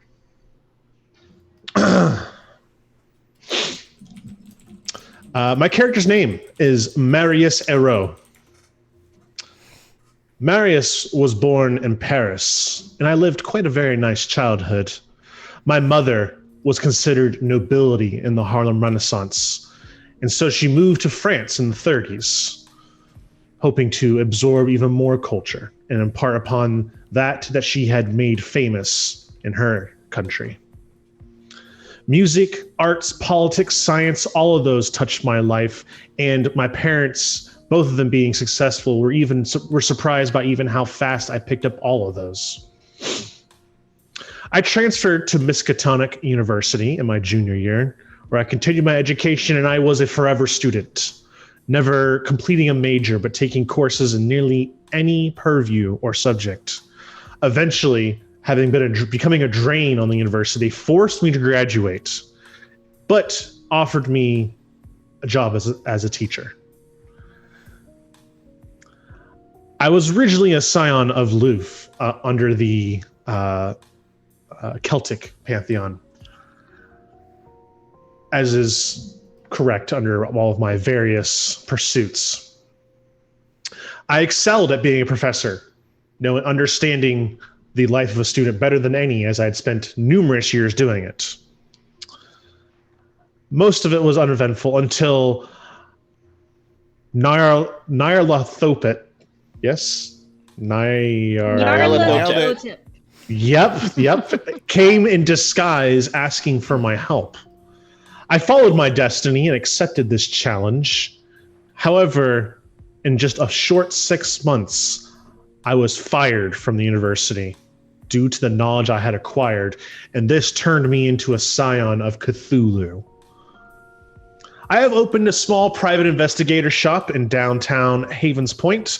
My prices reasonable, my skill unquestionable, but my fate broken.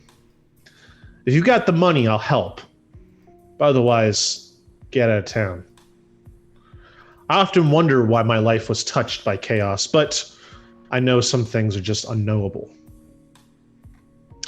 Marius is I didn't do a good job of it. I didn't get too much into my character. Is a clean-shaven black man of average build in my late 30s. Don't like that. I know, but that's why I can really get into this character as I identify with the clean-shaven aspect. He usually wears slightly worn professional suits, with including elbow patches, and a fedora. And then, just so you know, I mean business. I do mean business. I do happen to have 2 chest holsters, one with a normal Glock 27, the other with what could be described as quite possibly the largest Magnum revolver you've ever seen in your life.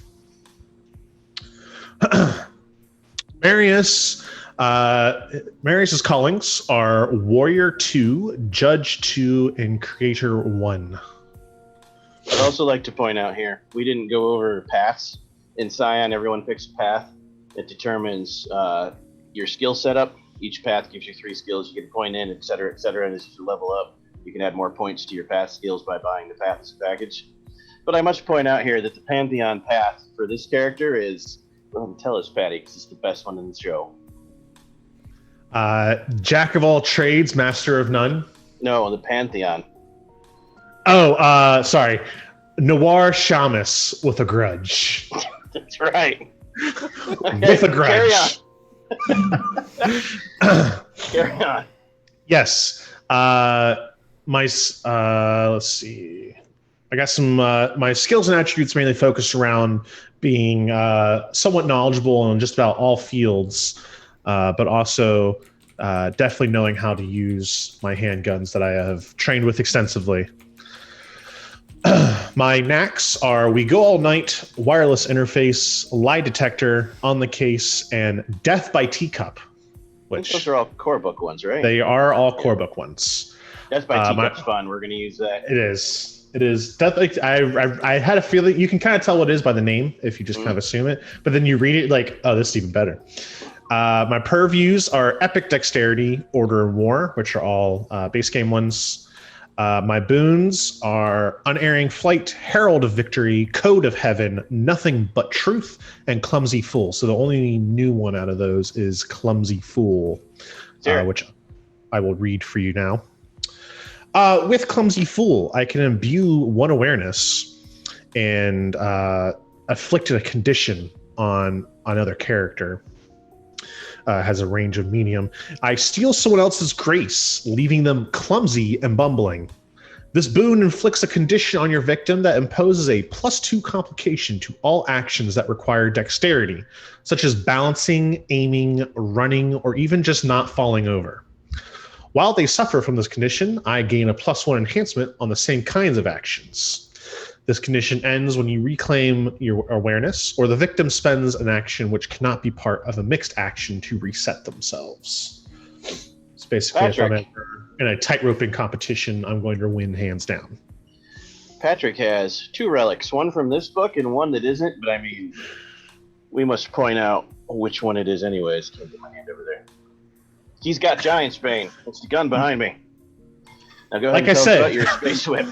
My chest holsters is just a normal Glock, and then there's like a revolver that's like hanging down from just the pure weight of the handle. The relic from this game, though, is called Space Whip. Now you know what you're thinking. Why do you need a whip when you have a gun? No. This is the whip the kids refer to as when they're talking about cars. Space Whip is beneath the rotting hood of a dilapidated 1989 Geo Metro. A faint light glows, nearly imperceptible even in the pitch darkness of the abandoned garage in which it slumbers. Within its otherwise empty gullet, a tangle of copper wires binds a haphazardly angled stone that whirls with dust and pinpoints of starlight. Through some confusing apparatus, this mess nonetheless capably propels the tiny vehicle down any highway, and if the delicate controls sitting in lieu of a steering column are properly orchestrated, even on those strange interstates that run between and beyond the stars. Fortunately, though, the headlamps shine with a radiance that is not light. Some alchemical treatment of the windows provides sight even in the lightless expanses between worlds. Also, it gets great gas mileage.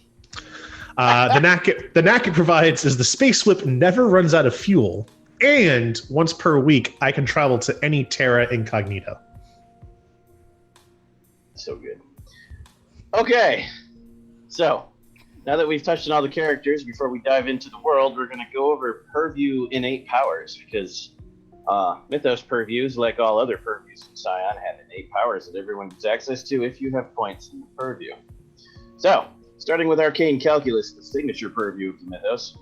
When performing analysis, research, or surveying investigation actions, you gain +1 enhancement. You can ignore up to 1 complication from such actions that would lead you to misinterpret the information gained. That one's handy. Nobody has wild, correct? Nobody has points in water? War, anybody got points in war? Yep. Okay. I do. The innate power for war is whenever you are involved in a conflict, not just physical, any conflict will do, +2 enhancement to actions that further the conflict rather than solving the conflict. Has anybody got sun points? Stars. I know Sean has stars. Once per scene. Wait, do you? Callings or purviews? Purviews. Yes, I have stars. As do I. Once per scene, you can divine the unknowable from the stars. You can ask me a single question about the possible outcomes of an action you or one of your bandmates is about to take, and I have to tell you the truth. Sky, I don't think anyone has that. Prosperity, no. Passion, nobody had passion today. Order, no. I have order. No, you have order. Okay. You embody entropy, sapping useful energy. Energy vampire. From spaces and creating randomness and disorder. You can drain any battery, phone, car, flashlight, whatever, within a short range of its charge, or short out an electrical outlet in the same range without a roll. The lost charge dissipates and becomes useless. So are these innate powers granted by purviews different than the innate powers from the core Scion? If you have one with the same wording, yes, these are the inverted versions because you're a Mythos Scion. Okay, so we get these instead of the Correct. ones that you usually get in Scion. Correct. Roger. Does anyone have moon? Journeys. Health. I do. Oh, You have I journeys? Journeys, yeah. You always know a back passage, a secret route, or a hidden portal to get where you're going. If a secret door or a hidden passage exists, you find it immediately without having to roll unless it's obscured by magic. If you need a secret route through or out of a place, you find one. It did not exist previously. I like it. Health. Frost. Somebody had frost, right? Oh, access but no points, yes. Anyone put points in fortune? Forge. Fire. Fertility. Epic strength. Epic stamina would be I Sean. had epic strength. Oh, do you? I have- Okay. Yeah. Epic strength. When you use might to impress or intimidate, allies gain +1 enhancement to their next action, and enemies suffer a +1 complication the next time they act against you or your allies. Stamina.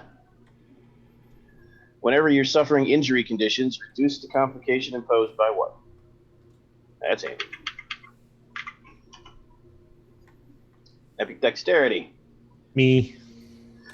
Your body is extremely flexible, allowing you to perform amazing feats of gymnastics, even going so far as dislocating your joints and bending your bones to slither through improbable spaces or move into irregular shapes. It's awesome. Sick. Earth. Deception.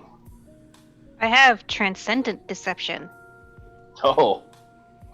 You can change minor aspects of your appearance at a whim. You cannot change set physical aspects, height, weight, or voice, but all other cosmetic aspects can change. Anyone attempting to recognize you is a +3 complication. It's real good for a con artist. Mm-hmm.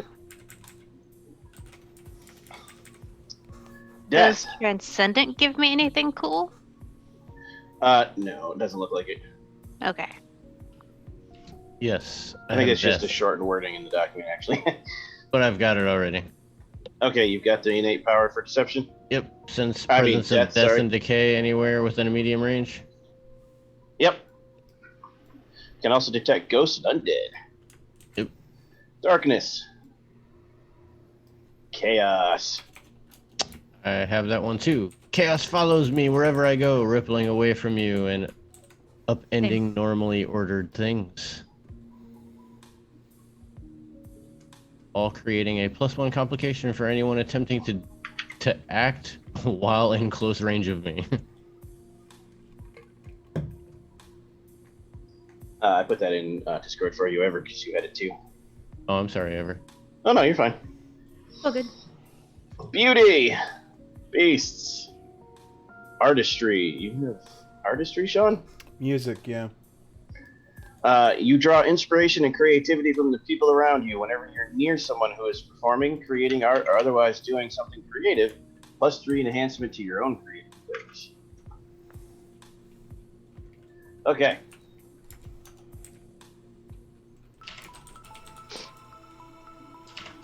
And thus ends talking about the characters. Now let's talk about the game itself. This game actually provides a unique area you can play in called the Miskatonic Hollow, which basically covers what is sometimes referred to as Lovecraft Country. We're going to talk about that a little bit to get you, as players and the audience, ready for your setting. So,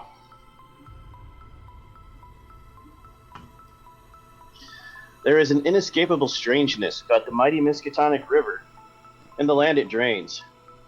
Oops, we lost the camera. Who'd we lose? It's me. Okay. There is an inescapable strangeness about the mighty Miskatonic River and the land it drains. Some of it comes from the mundane machinations of humanity. Some of it seems to ooze from the very land itself. There are also many alien forces that have long inhabited this troubled watershed, causing otherness to become an integral part of the valley's uncanny terrain. The Miskatonic Valley occupies a large swath of Essex County running south of the Merrimack and Ipswich basins and north of the Charles River and Boston Harbor. The river itself empties out of the north coastal region of Massachusetts and into the turbid Atlantic. The county includes Salem, Newberry, and Methuen. The Miskatonic's headwaters emerge from springs west of isolated Dunwich, wending eastward down among eerily rounded hills, cutting through the middle of insular Arkham, emptying into the Atlantic just north of the strange and dreamy city of Kingsport. Up the coast lies militant Innsmouth, where newcomers are seldom welcomed. The valley's natural landscapes project a sense of foreboding. Streams twist over tortured topography, disappearing into unknown cavities, only to re-emerge from surprising recesses. Glaciers left behind cyclopean formations of granite, undulating moraines, and giant irregular boulders carried from unknown distant places. Back roads snake past abandoned farm communities and derelict mills, while branches of elderly trees arc and encroach on travelers from above.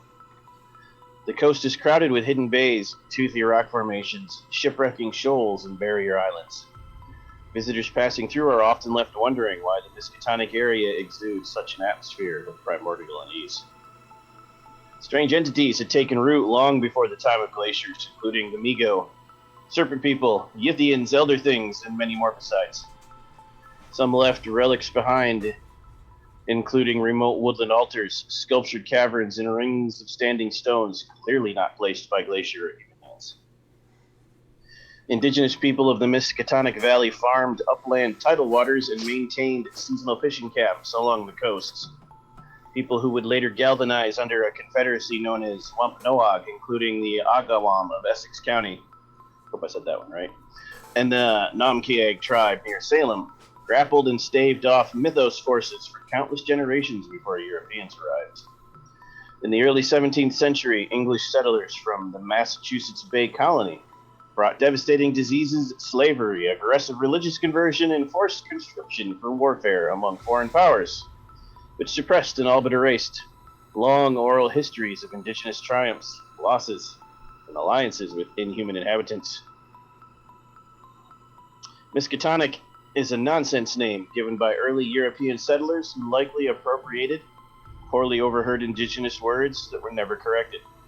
The Europeans carved out plantations and exploited trade in slavery and sugarcane from the Caribbean, exporting fish, lumber, and beef. Later waves of industry in the 19th and 20th centuries brought textile and paper mills, and waves of migration from places such as Southern Europe, French Canada, Russia, and Ireland, as well as African Americans fleeing campaigns of murder and terrorism in southern states during the Great Migration. Contemporary Miskatonic Valley continues to wend through the ruins of a layered past. The basin's identity remains forever haunted by symbols and myths of early European colonization pulled into the destructive impulse of nostalgia for earlier eras, even as so many of its residents look to revise and cut new roads out of aimless cow paths, some of which probably have strange colors, and into a better future. It functions now as a post-industrial anachronism, as a living collision of global community, and a confluence of roiling cultural currents. As a nest for mythos entities, the valley has an uncanny way of elongating and distorting the shadows of its history. To begin this story, you will be in the city of Kingsport, which we're now going to hear about from Patrick. Yes, Kingsport. It's quite a big population. I mean, I'm just biased. I live in little Lakeland, Florida, of 70,000 or so people. To note that a good 35% of Kingsporters are foreign-born, which is double the national average. So there's a rich culture here. Large Hispanic, Latino, African American, as well as Eastern European and Middle Eastern representation. The major town mascot is Rusty, a Northern American porcupine. I thought everyone should know that. It's quite important. I dig it. Kingsport is a city of dreamers and broken dreams. It calls out like a beacon for the lost and displaced, sending signals through a distorted Fresnel lens. Its essence is surreal. Under facades of coastal New England timelessness and colonial charm lurks a dynamo illusionist. This city's history is marked by wanderers who disappear, waves of immigration from overseas, and people seeking safe harbor in a turbid world. Kingsport has a way of holding on to its dreamers, of constructing a maze of confusion around residents in its thrall. Many Kingsporters share a common story, washed up in Kingsport, hoping to find brief shelter and sanctuary, and then stayed much longer than expected for reasons that escape explanation. The sheltered bay of Kingsport, which cuts sharply into the northern coast of Massachusetts, provided a rich tidal mudflat for the coastal Agawam people to gather fish, clams, crustaceans, and other fruits of the sea. Its most prominent feature is Kingsport Head, a steep bluff of granite that surges skyward from the coast. There are no summits along Massachusetts shores that are even remotely as high. The cliffs spawned indigenous legends of love stories and family intrigues, all of which end in tragedy or plummeting murder. Other tales warn of over-curious characters who wander too close to the foreboding Stygian tidal caves at the foot of the cliffs. The first European arrival was a small colony of English castaways bound for Virginia in 1623, when a gale blew them off course and onto the jagged rocks submerged under Kingsport Bay. The group did not survive its first winter. Its leaders chose to set up camp against a bluff in the shadow of Kingsport Head, exposed to weather and failing to account for seasonal shifts in wind direction. Many died, though some survivors fled to other colonies and lived to recount their horrors. A second colony, sponsored by the Dorchester Company, set down roots in 1630, building on the abandoned ruins of the first. Abundant food and easy reach made Kingsport Bay a tempting place to linger The salty land and uncooperative weather made farming arduous and unproductive. Several Kingsport residents fell victim to the same witch panic of 1692 that claimed so many Massachusetts victims, associated most with nearby Salem, where many have now embraced the problematic history as a tourist attraction. 3 Kingsporters, 2 women and 1 man, were convicted and hanged from a gibbet on the road to Arkham. These executions are rarely spoken of, and the family names of accusers and victims have been changed to shed shameful associations. The site bears a humble bronze placard now, overgrown with raspberry brambles and rarely visited. In time, Kingsport developed into a fishing village. The colony expanded into a jumble of stout buildings made from white pine and red oak, a few of which remain today. Aside from the brooding presence of Kingsport Head, land near the bay features steep hills known as the Three Sisters. They are named Beacon Hill, Central Hill, and Grave Hill. Below them, an underground river flows through a karst-like network, segments emerging like darning stitches in scattered parks, exposed hillsides, or running through root cellars of ancient homes. Sloped graveyards look down from the hills, concealing buried secrets. Along the shore, rotten wharves perched on barnacled pylons sway precariously with the tides. Geological quirks and inconsistent bedrock cause the town's map to grow in strange ways. Roads wend haphazardly and aimless. Labyrinthine alleys and angular stairways twist drunkenly up slopes, while tiers of houses pile up on one another, like the strewn blocks of children. The front door of one house often looks onto the roof or chimney pot of another. The city seems to repel parallel lines. Kingsporters have long joked about the ease of getting lost. There's 10 ways to get from here to there, and none of them are right. Frequent ground fog adds to its reputation as a city of disorientation. In the early 18th century, Kingsport also became known as a center of religious freedom due to Quaker influence and language in the town charter, likely inspired by Sir William Penn. Church steeples from its obscure sects blossomed in the skyline like daffodils after a spring thaw. Only a few European Kingsporters fought in King Philip's War in 1675, but across New England the land was stained with blood, with 40% of the entire Wampanoag population killed, and many captives of war, as well as allies, sold into slavery. The Agawam people, who occupied land around Kingsport and Cape Ann, largely abstained from the war and instead assimilated into European communities under protection of English law. By the time of the Revolutionary War, Kingsport had mostly stayed away from conflict, with a pacifist streak among town elders and an isolationist approach to politics. Most were neither loyalist nor revolutionary. Those who wanted to join the fight moved to Danvers, Ipswich, or other nests of resistance along the coast. The 19th and 20th centuries saw Kingsport transform from fishing village to an industrial textile mill town, with waves of factories workers immigrating from Southern Europe, Ireland, and French-speaking Canada. These newcomers were treated with suspicion, resentment, and xenophobia by a Protestant majority across New England, with many empowered bigots in Kingsport and the rest of the Miskatonic Valley sowing fear of newcomers with particular fervor. In modern times, contemporary Kingsport is a weird, faceted community with the forces of industry, tourism, past and present, in tension and concert.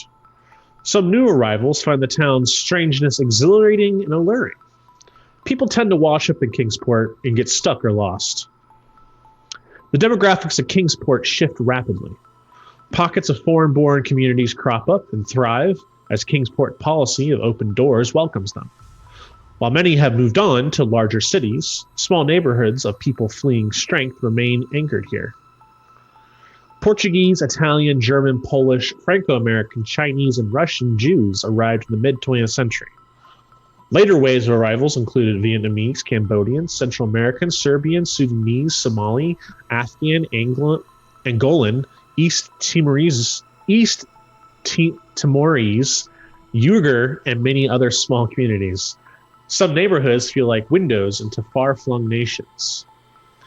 In the 80s and 90s, refugee communities came mostly from Southeast Asia and the former Soviet Union, as well as Serbia, Bosnia, and other parts of the former Yugoslavia. Nowadays, arrivals are coming from Iraq, Syria, Burundi, Rwanda, the Congo, Angola, Djibouti, and Ethiopia. In 1985, Kingsport chapter of Catholic Charities launched a refugee resettlement program that was enabled under the Refugees Act of 1980. Over the years, the group has supported waves of immigrants and asylum seekers fleeing conflict or disaster, and the municipal government has supported these arrivals with services of their own. Kingsport has refugees and asylees from more than 24 countries, and students in the city's public school system speak more than 60 languages other than English. The city provides special services for health, adult education, and other resources to help newcomers get on their feet. While many Kingsporters welcome new arrivals, some resent the city's support for refugees as a drain on taxes and a threat to American traditions. Code for the status quo of white New Englanders. This is a small but outspoken xenophobic minority that expresses opposition in demonstration and newspaper editorials. These voices have recently ramped up their public rhetoric, and there have been increasing incidents of violence and harassment in the city. Refugees and asylees often face difficult mental health issues and cultural shock when they arrive, adapting from harrowing struggles in countries of origin to an alien world, shattered identity, onset of PTSD, overall displacement, and discrimination. Successive waves of newcomers in Kingsport over the years have stratified the town into groups of new residents and old residents, legacy communities and new communities, insiders and outsiders. Some of the oldest families with ties to colonial founders harbor a sense of entitlement and privilege over new arrivals, while many town elders embrace what they see as a welcoming attitude towards immigrants, contributing generously to charities or opening the doors of their homes to host displaced people. Good deeds come with strings and expectations. New arrivals often struggle with feelings of being lost and stuck in an alien world. The cycle of more established Kingsporters discriminating in subtle ways against newer communities has repeated over generations. Less subtle tensions sometimes escalate to violence. Kingsport is no stranger to drug addiction. Massachusetts has been hit hard in recent years in a wave of opioid use, and methamphetamines and designer club drugs have lingered for years. The state has recognized Kingsport's higher rates of addiction, and the city receives extra funding for treatment. Miskatonic University's School of Public Health has launched several experimental pilot programs to collect data and explore alternatives. Kingsport generally welcomes the supplemental funding, but none of the external programs have shown much success. Homeless shelters and centers in Kingsport are overflowing, and services are strained. Several factors may cause unusual rates, including the city's reputation for providing meals and beds, the copious hidden spaces and sheltering overhangs that peppers the city's chaotic design, and a historically accommodating law enforcement approach. It's also possible that the greenish flame has been calling out to wandering minds. Whatever the cause, homeless numbers are peaking, and camps have cropped up in tucked away spots. And that is the state of Kingsport, Massachusetts. Quick note to the audience and the players. The greenish flame is one of the Mythos entities none of you are Scion, so that particularly creepy one. Ever, please give us a rundown of key locations in the city you will be investigating a mystery in. Absolutely. Also, can I just say, love how much detail is in that, just the whole economy and everything. That's really cool. Yes, this is a very immersive setting. I love it. You should totally back the Kickstarter then, Ever, and you can just get even more insight and knowledge into all of these places of Lovecraftian country. That's correct. Oh my god, Patty, when does the Kickstarter begin? Well, it's funny you should ask that, Ever. The Kickstarter begins, Tyler, insert date here. Next Tuesday at 2 p.m. Next Tuesday at 2 p.m. Kickstarter.com. Look, you can just search Onyx Path Publishing or Scion Mystic Mythos. And make sure you check for the tier where you can get this awesome manuscript and read all this immersive stuff. Forget that tier, Tyler. You should I'm check getting the the hardcover. highest tier. You should check the tier that's like, I am secretly a distributor. I want 5 copies of this game, because then you could read 5 things at once. I can tell you, I'm gonna need this hardcover on my shelf. All right, Ever, carry on. Thank you for running with that for me. Key locations of Kingsport. Circle Square. Damn it. Circle Square. In the approximate center of the city. Circle takes the square? No, Circle Square. Sorry. Normally I'd call that a squircle, but this is serious business. In the approximate center of the city, between the Three Sisters, is the Old Town Commons, where colonists held public markets, previously known as Circle Court. The shape of this area has changed over the years, leading residents to start calling it Circle Square as an in-joke. I live here, apparently. The name was officially changed in the 1970s when the area was the stage of many public demonstrations. The square, now more of a rhomboid, remains cobbled and has been preserved as a pedestrian-only zone to encourage people to patronize downtown businesses, an effort that has only been modestly successful. Many of the city's oldest buildings ring the border. Circle Square is home of the city's chapter of the Massachusetts Office for Refugees and Immigrants, known as ORI, which resides in an ancient-looking storefront with diamond-paned windows, where the upper story overhangs the square in a mock medieval style. This office is a center of activity and community for many foreign-born residents, where free English classes are conducted most weekday evenings. Rusty. On a pedestal in the center of the square, there is a hunched, strange-looking anthropomorphic figure made of wrought iron mounted on a pedestal of pink granite. The sculpture, nicknamed Rusty, depicts in crude detail a North American porcupine standing on his hind legs and howling at the sky. Rusty is the mascot of Kingsport. An apocryphal legend recalls the first European colonists blown off course during a storm while en route to Virginia. The desperate castaways saw shadows scuttling on the shore and prayed it was game. But when a small hunting party landed ashore, a porcupine ambushed the group and skewered them all with its quills. The Hall High School adopted the porcupine as its mascot in the late 1950s. It's my kind of mascot. In 1978, the city commissioned folk artist Eduardo Silva to make a metal statue of the mascot. The result was controversial. His creation is an abstract anthropomorphic creature that stands in a tortuous, hunched position, exaggerated quills curving out of its back like a bouquet of sabers. The town council nearly voted against placing it in Circle Square, but it was installed despite protests. The controversy flared up again when the new casino unveiled an image of a cartoon porcupine wearing a Minuteman's tricorner hat as its brand logo. Burying ground.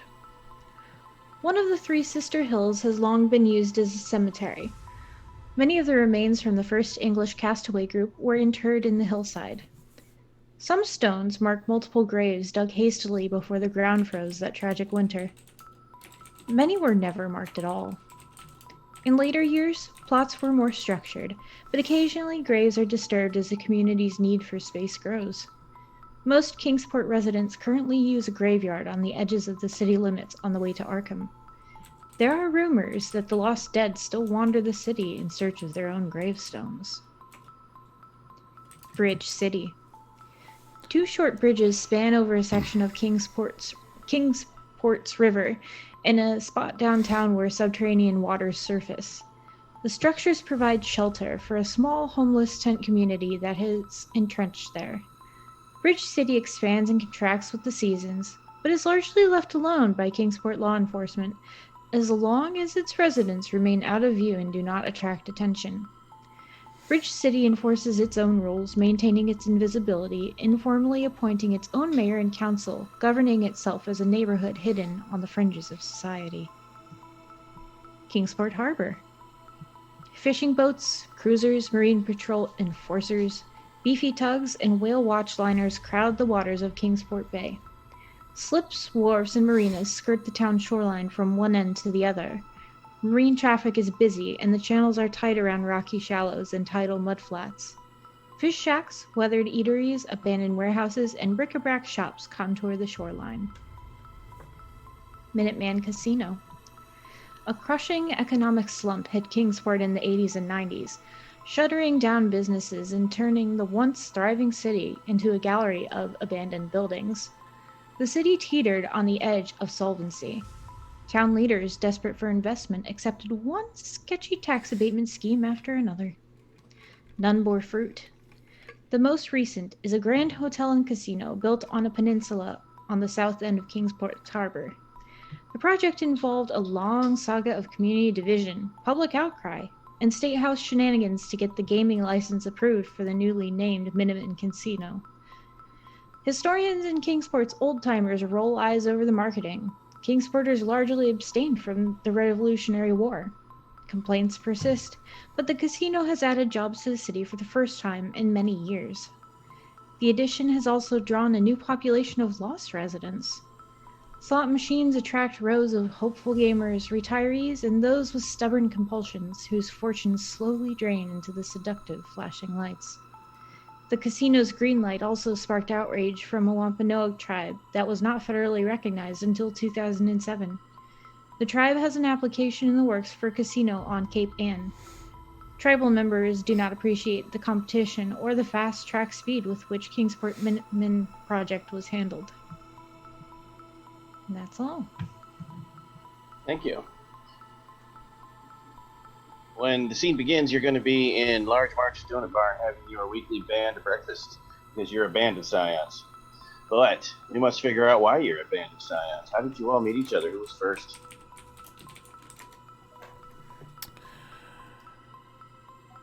I got on the Reddit forums and looked for people who like donuts. I Well, just showed up when everyone else did.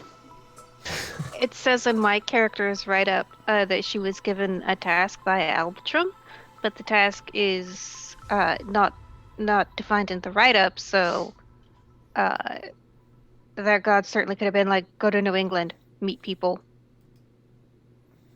We could say yes, because you all, in the long form game, you'd all have deeds you want to accomplish, band deeds and individual deeds to raise your legend. So we weren't really super worrying about that because it's short form story. But yes, one of your deeds could be increase your cult, find allies, something of portent is going to happen on this coast. And my character, Lena, would have immediately gravitated to whoever appears the wealthiest. Which of you is that again? That'd either be myself or Possibly my character. Kurt, maybe. Definitely not me. Definitely not me. How do you determine your wealth? Kind of make it up. Oh, Well, my character actually, it says in his description that he's lived for centuries amassing wealth and power. That would be you, yes. Yeah. Like a vampire. Pretty much. Lena would definitely insinuate herself or ingratiate herself to Malcolm. Which of you is the body jumper? Me. Ever, yes. Okay. That actually works kind of well. All right. So the band was started. Dwayne's character searching for donut lovers on Reddit. That's not how he met Lena or Ever's character. Or Marius. We got to fill a gap there. Which of you? Actually, yeah. Marius is very much the guy that goes to a donut barn and gets only the black coffee. Lena, He's not interested in your donuts. Lena's entity, however, is an entity of eternal hunger. We could use that in a moment, but yes, we'll say that's how you met the rock star. well, you see, Kurt came to Kingsport. He just wanted free food.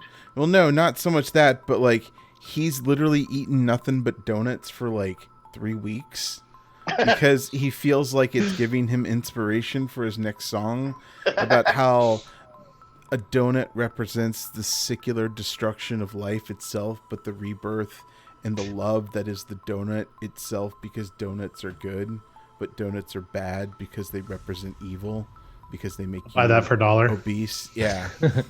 He's literally been spewing that deep, stupid garbage for like 3 weeks in a corner. Just, and he like strums on his guitar every once in a while. By the end of this Kickstarter, I want to hear the lyrics. So I'm not writing lyrics, dude. That's not happening. Why did Somebody that sound like can, one though. of my art projects? Yes. I was going to say, one of us could. Now, Dwayne, your character, probably for the first month or two or however long, thought that Sean's character thought that Kurt was like a homeless, starving artist because his clothes are always dirty. Probably smells like the cheapest cologne possible if he smells nice at all. His hair hasn't been cut and it's greasy. Then he invited you over to his pad one night, and it's like a penthouse because he's a rock star. You're like, what? So that was your impression of Kurt. Who'd you murder for this? Nah, man. Like, you see, Kurt forgets he owns it sometimes. right? The righteous in the music provides. So that's Yeah. how you two met. Evan's character is which Mythos god again? I forgot already. Yog-Sothoth. Yog I would be Sothoth, the one yes. that saw it in the greater plan of everything and just knew it was something that I would need to do. You probably would have been attracted to Sean's character, recognizing the truth behind the music. As a purveyor of gates and passageways, it's the ultimate gate, the gate to the center of everything. So, Weren't you a student at the university?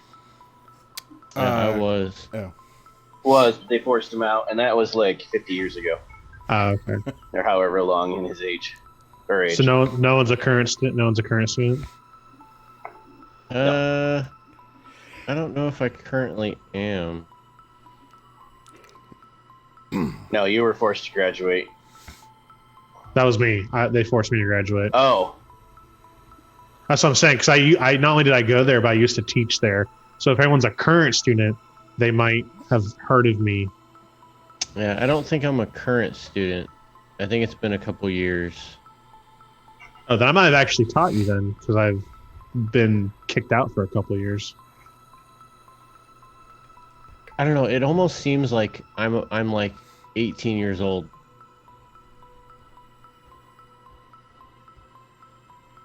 Maybe not even that.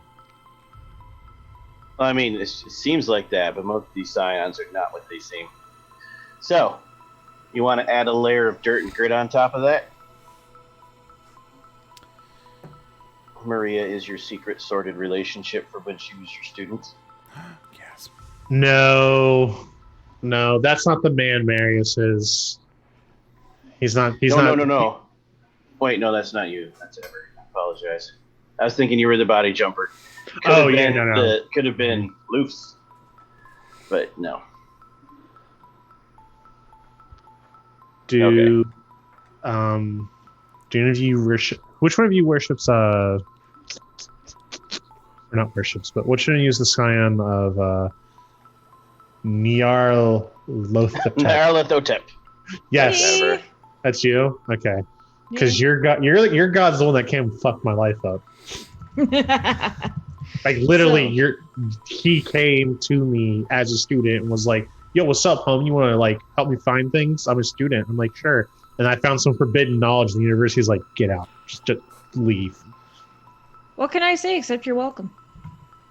I mean, no.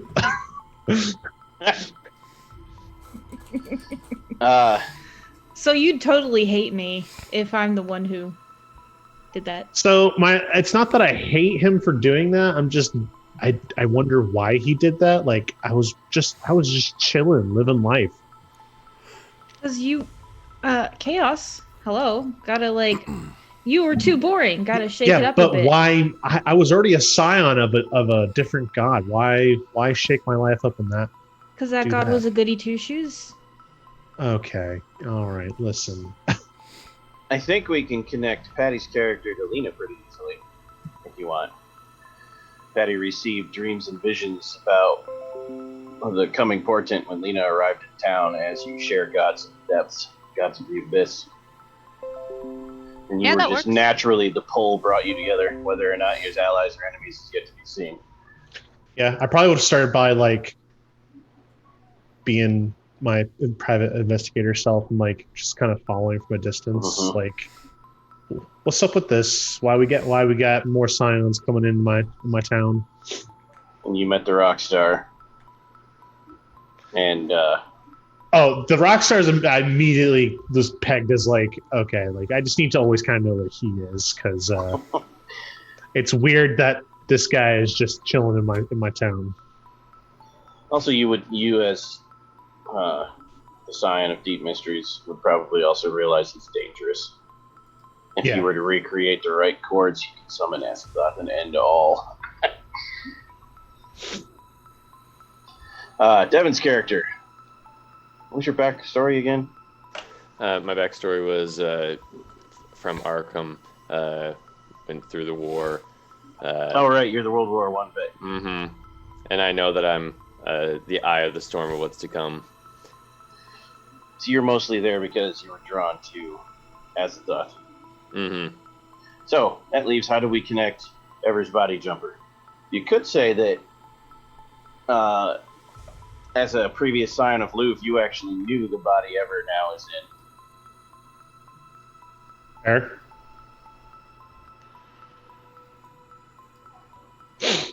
Could have body jumped into a student of mine.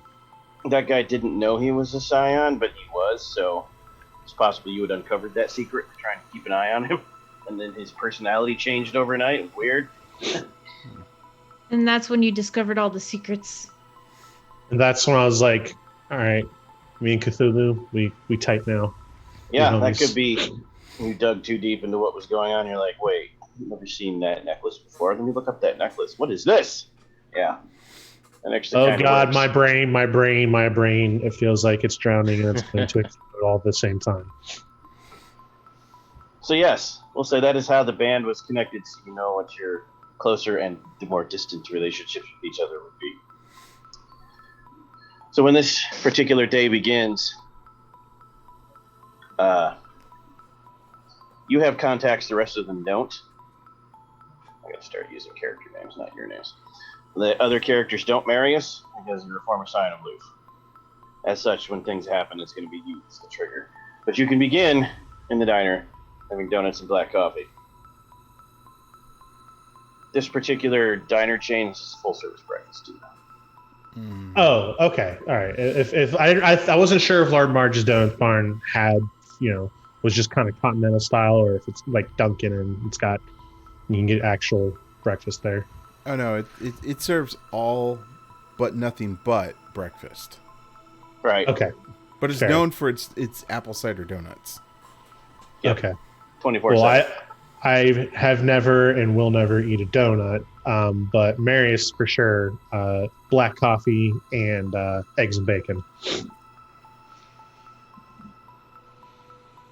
I'd like my coffee as strong as some witch's brew, thanks.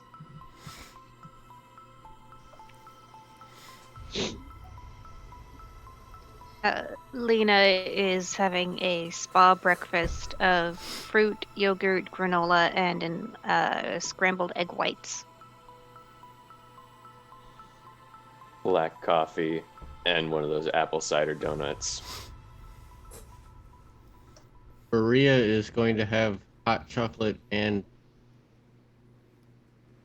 large-eared mouse-shaped pancakes. Okay. They don't have any calamari right now, do they? Breakfast only. Damn. They When do I have a asked seafood, that, they have I a seafood omelet though. Ooh, seafood when I omelet. asked that, I give a particular look to Patty's character. Eh. How many donuts are in front of you, Kurt? 14. Because he ordered. Because a dozen is 14. A dozen is 14. Yeah. He has like 4 cups of coffee in front of him, each like at a different stage of dunking a donut in the coffee, and he's muttering something about the donuts drowning in the coffee like all of us are drowning in our life. They're all different flavors of coffee, too. In the coffee, you see, represents life and how all the things in it, and you drown in it. Because Do you need a hug?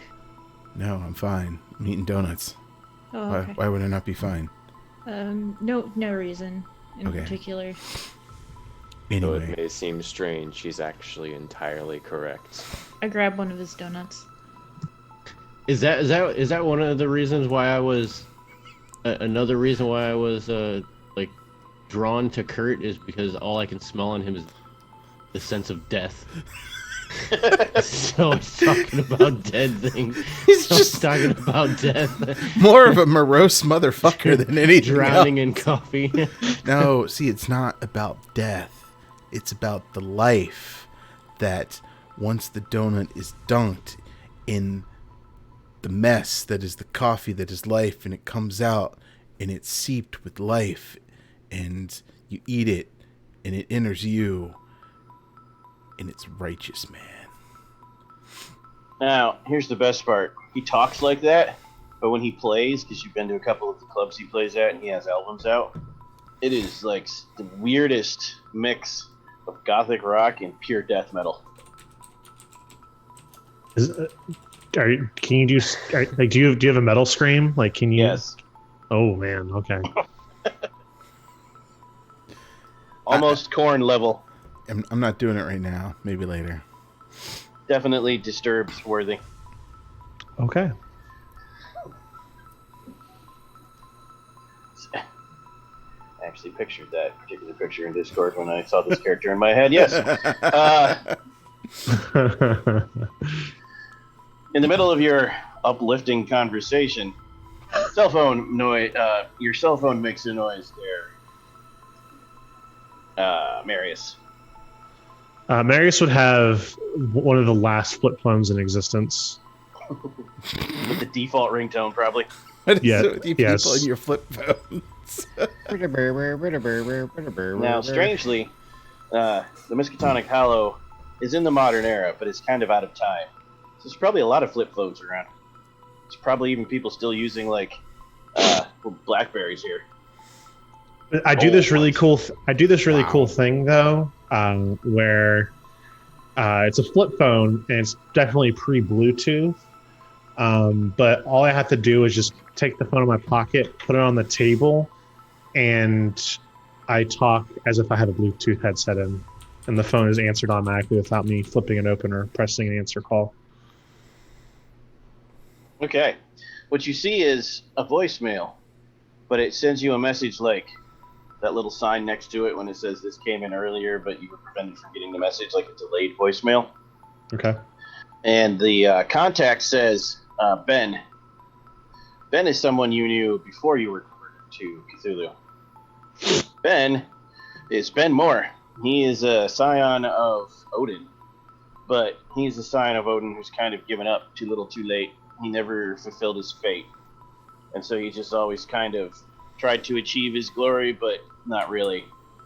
Like, when his moment passed him, he was always chasing a dream he could never fulfill. He kept trying to move forward, though, but it's always gotten steadily worse over the years as you've known him. He's scrappy and resilient, but, like, he'll go out and earn deeds of glory to, like, win awards and then hawk the awards for money, and that's the stage this poor guy's at. He's in his late 50s, balding, and long disillusioned with being a scion, but he's still your friend.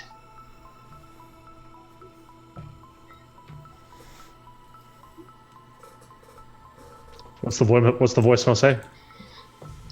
You click play. Do you click play so it's in your ear or just like speaker? I'll do my ear first. Are you trying to access my phone? Who's with you? Who's sitting right next to Marius? I envision myself sitting across from him and sitting next to Kurt. Okay. I would sit next to him. Lena would want to be on the other side of Malcolm. Kurt always Who's it? sits on the end. Okay. Marius I sits feel like with the door Marius to the sits on back. the end too. I don't think he can cram He himself. sits with it. And he would also sit with his back to a door. Okay. So you're across from Or John's not. character. back not to the facing door. the door, right? Yeah, okay. Yes, yeah, back not to the door. Sorry. Yeah, so you're across from Sean's character who doesn't care what's happening at the door. These donuts are life. So whoever's next to you, I believe Devin said that was him. Yes. Sure. You hear this too because it's loud. Mate! Oh God, mate! I need your help. I fucked up big time. This damn painting. It's. Please come at 8 tomorrow. 8 in the morning. Don't be late. For the love of God, man. I just can't. I can't. I'm at Armstead Spire. The code is 6125. It's apartment 406. Oh God! Click.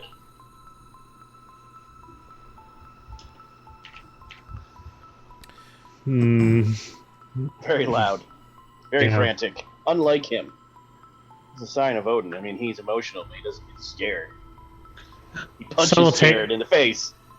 Simultaneously, like waving down like another cup of coffee, I'll just open up the flip phone and without pressing any buttons, I will replay the message out loud for everyone.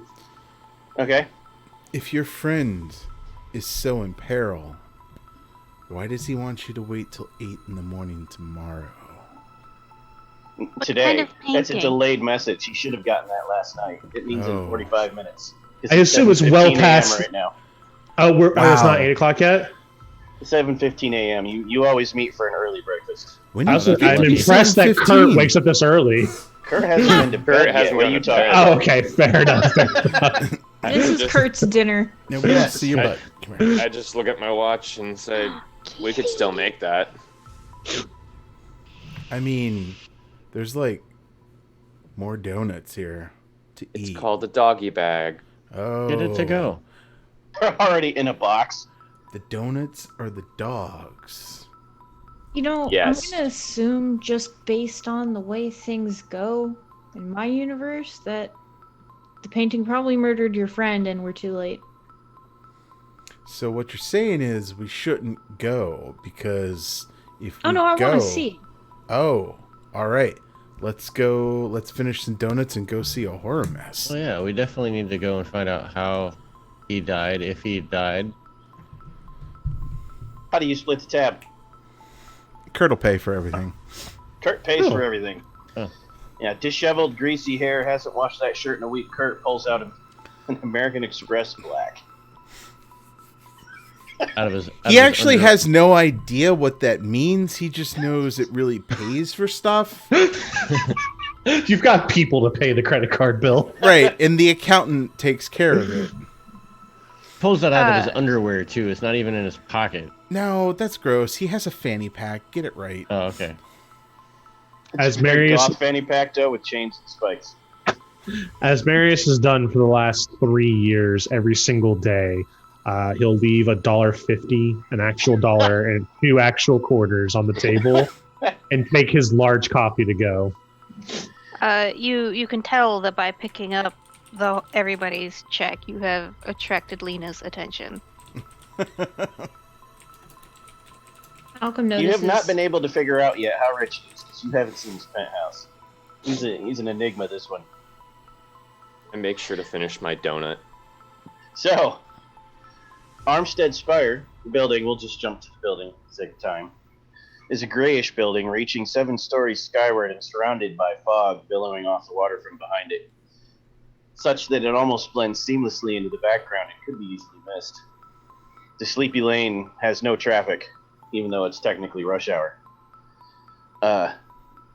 The building itself is 1980s style and has never been renovated or upgraded. Has no elevator, only a single well-used spiral staircase. You ascend to the 4th floor and get good calf workouts. Once on the 4th floor, you see door 406. Your friend's apartment. Google Is there a cash, keypad? just Walk up to the door and 1980s, never code. renovated. There's no keypad. yeah. I assume it's got the chain lock and normal lock, so I'll just bam, bam, bam. Will you knock for several minutes if there is no answer?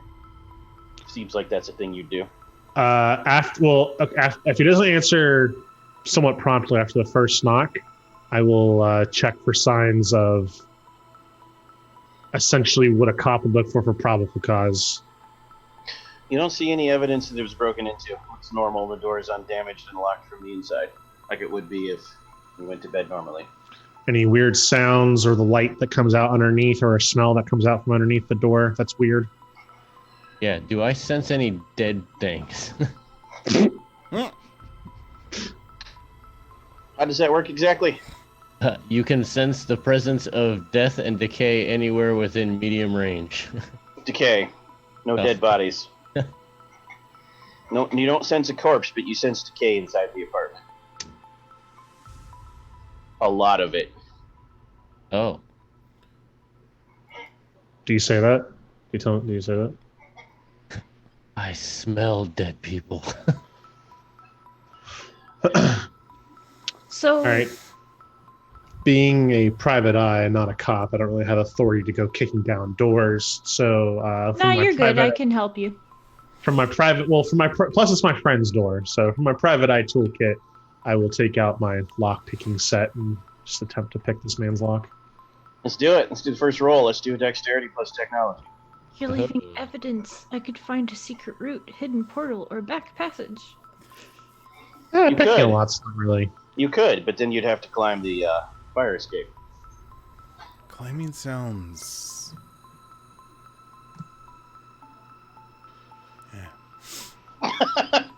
4 successes. Oh, okay. Wow. Wait, doesn't that make him? What's the thing? No, because this is not a Mythos roll yet. It has to be investigating something within, like, you'd have to see the painting or the crime scene or whatever. Otherwise, No, picking the lock does not make me more crazy. No. It's when you get 4 successes. Critical success, that's 5. It has to be directly on a Mythos-related roll. But yeah, awareness is like your crazy scale. The more awareness you have, the more powerful you are, the more crazy you are. Okay. Mythos crazy, not real life crazy. Yes. Yes, you successfully picked the lock, then you can pad away those 2 enhancements for later use. Dope. They will expire at the end of the scene, which the scene will carry over to next week. 'Cause you're about to hit cliffhanger. Okay. So, just very, very nimbly and quickly, and I immediately turn around, just like, entrez-vous. I go first.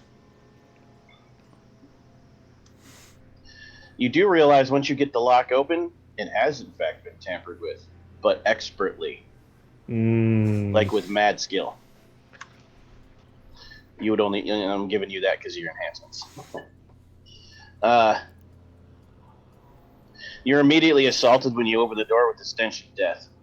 It's so overwhelming that you all have a +1 complication in this room to anything because it's just real gross and bad. There's 4 rooms to the apartment: a living room, a bedroom, a bathroom, and a kitchenette.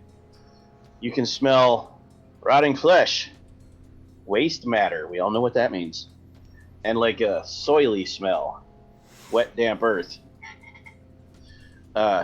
The place is wrecked, showing signs of a sprawling battle that encompassed the entire apartment, destroying what little furniture there was, smearing the walls with gore everywhere.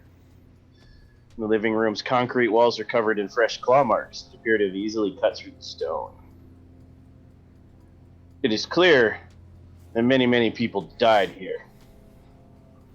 Something very bad and violent happened, and that's where we pause until next Tuesday. Dun, dun, dun. Get the fuck out. Did you say many? Man. It's clear that, yes, that's way more blood than one person's body would have to cover an entire apartment. Oh my. Cool. Well, audience, that's all the Mythos awareness these Scions can handle for this week. But fret not, we will return next Tuesday at 9 p.m. Eastern to continue this dark tale and find out the truth of things. As for other Onyx Path goodness you can enjoy with Vorpal Tales, you can catch me, Eldritch Echoes, on Saturday on our channel running Deviant the Renegades in a story I call Radiation Burns. Every Tuesday for January and February, you'll see us playing Masks of the Mythos, and once we complete this story, Patty is going to run Dragon. You see all the new cool Scion stuff. Gasp. Kickstarter begins next Tuesday. Be there. Don't be square, unless you're circle square. Every Friday, we also play Scarred Lands, run by Patty, in a story called Dracogenesis. And starting in February, on Sundays, we'll be playing Mage 20th Anniversary Edition, a Mythos story entitled White Walls. And on Thursdays, Dwayne will be running Werewolf the Apocalypse 20th Anniversary Edition. No title to that story yet. Go to VorpalTales.com to see our calendar, including all our other awesome games outside of Onyx Path systems that we play every day of the week. And to get our social media links to Discord to come hang out with us, links to our past games on YouTube, and links to our Patreon. Scions of the Outer Dark, let the viewers know the next show they can catch you in with us and any other thing you do outside of our show. It's cool.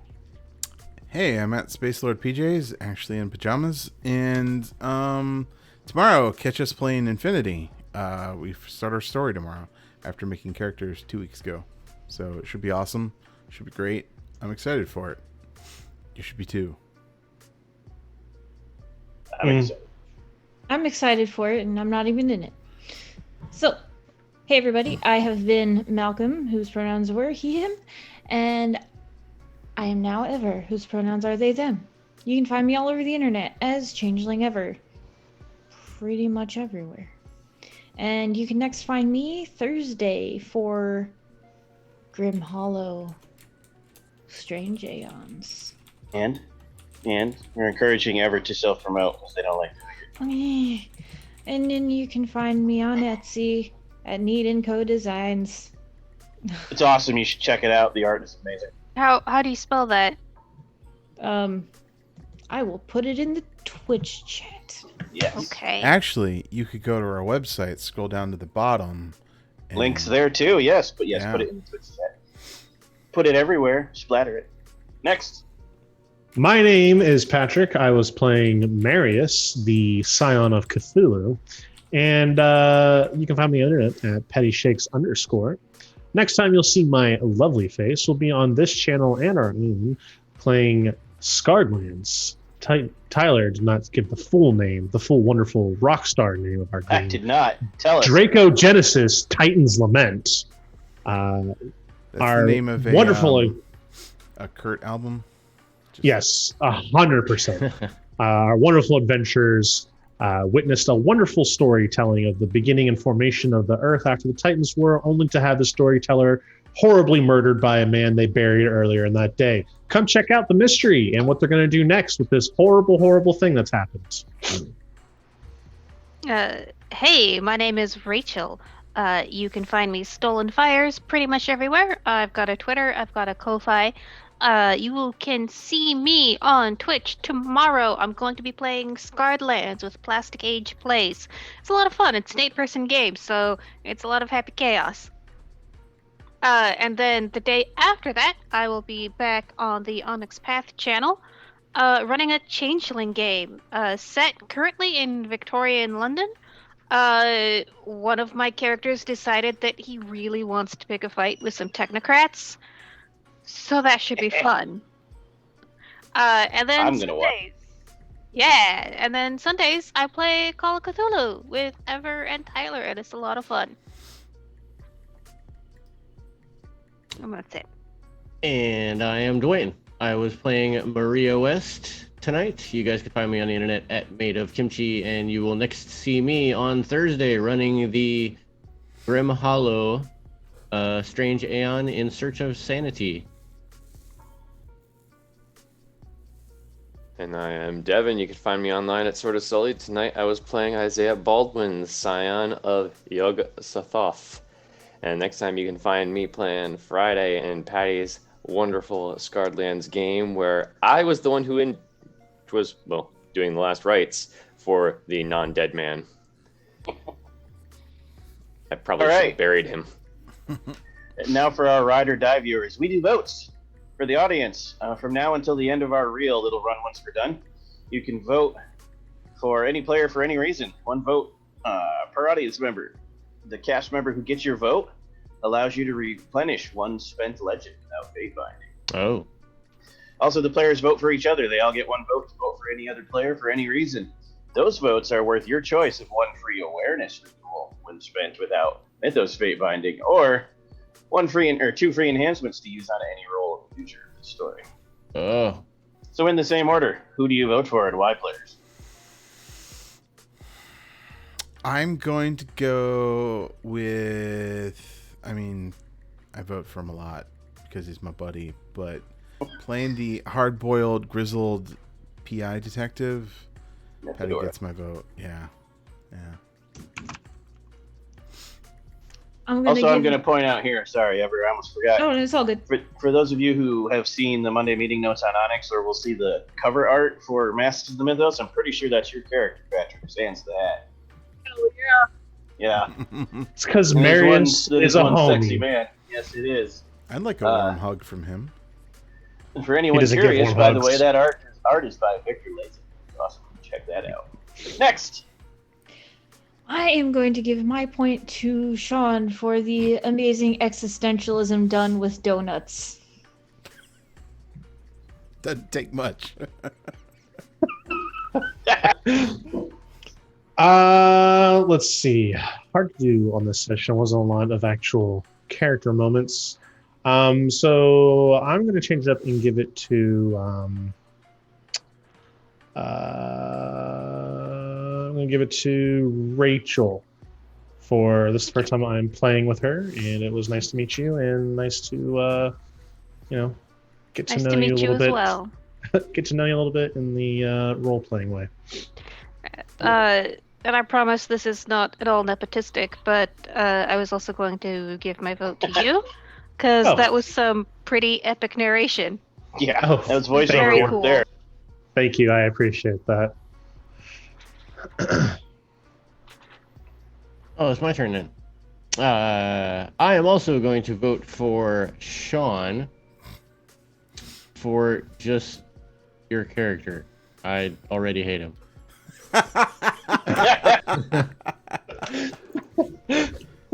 I too am voting for Sean because he's not playing a punchy character this time. I know. I'm looking at my stats, He's just not. going, damn it. Yep. Yeah, Sean Yup. can't punch your way out of every situation now. He volunteered Yeah. for it this time too. Yeah, give me something different. All right, and now let us let these Scions return to Rillier and dream darkly until this tale returns next week. Until then, sweet nightmares. Good night.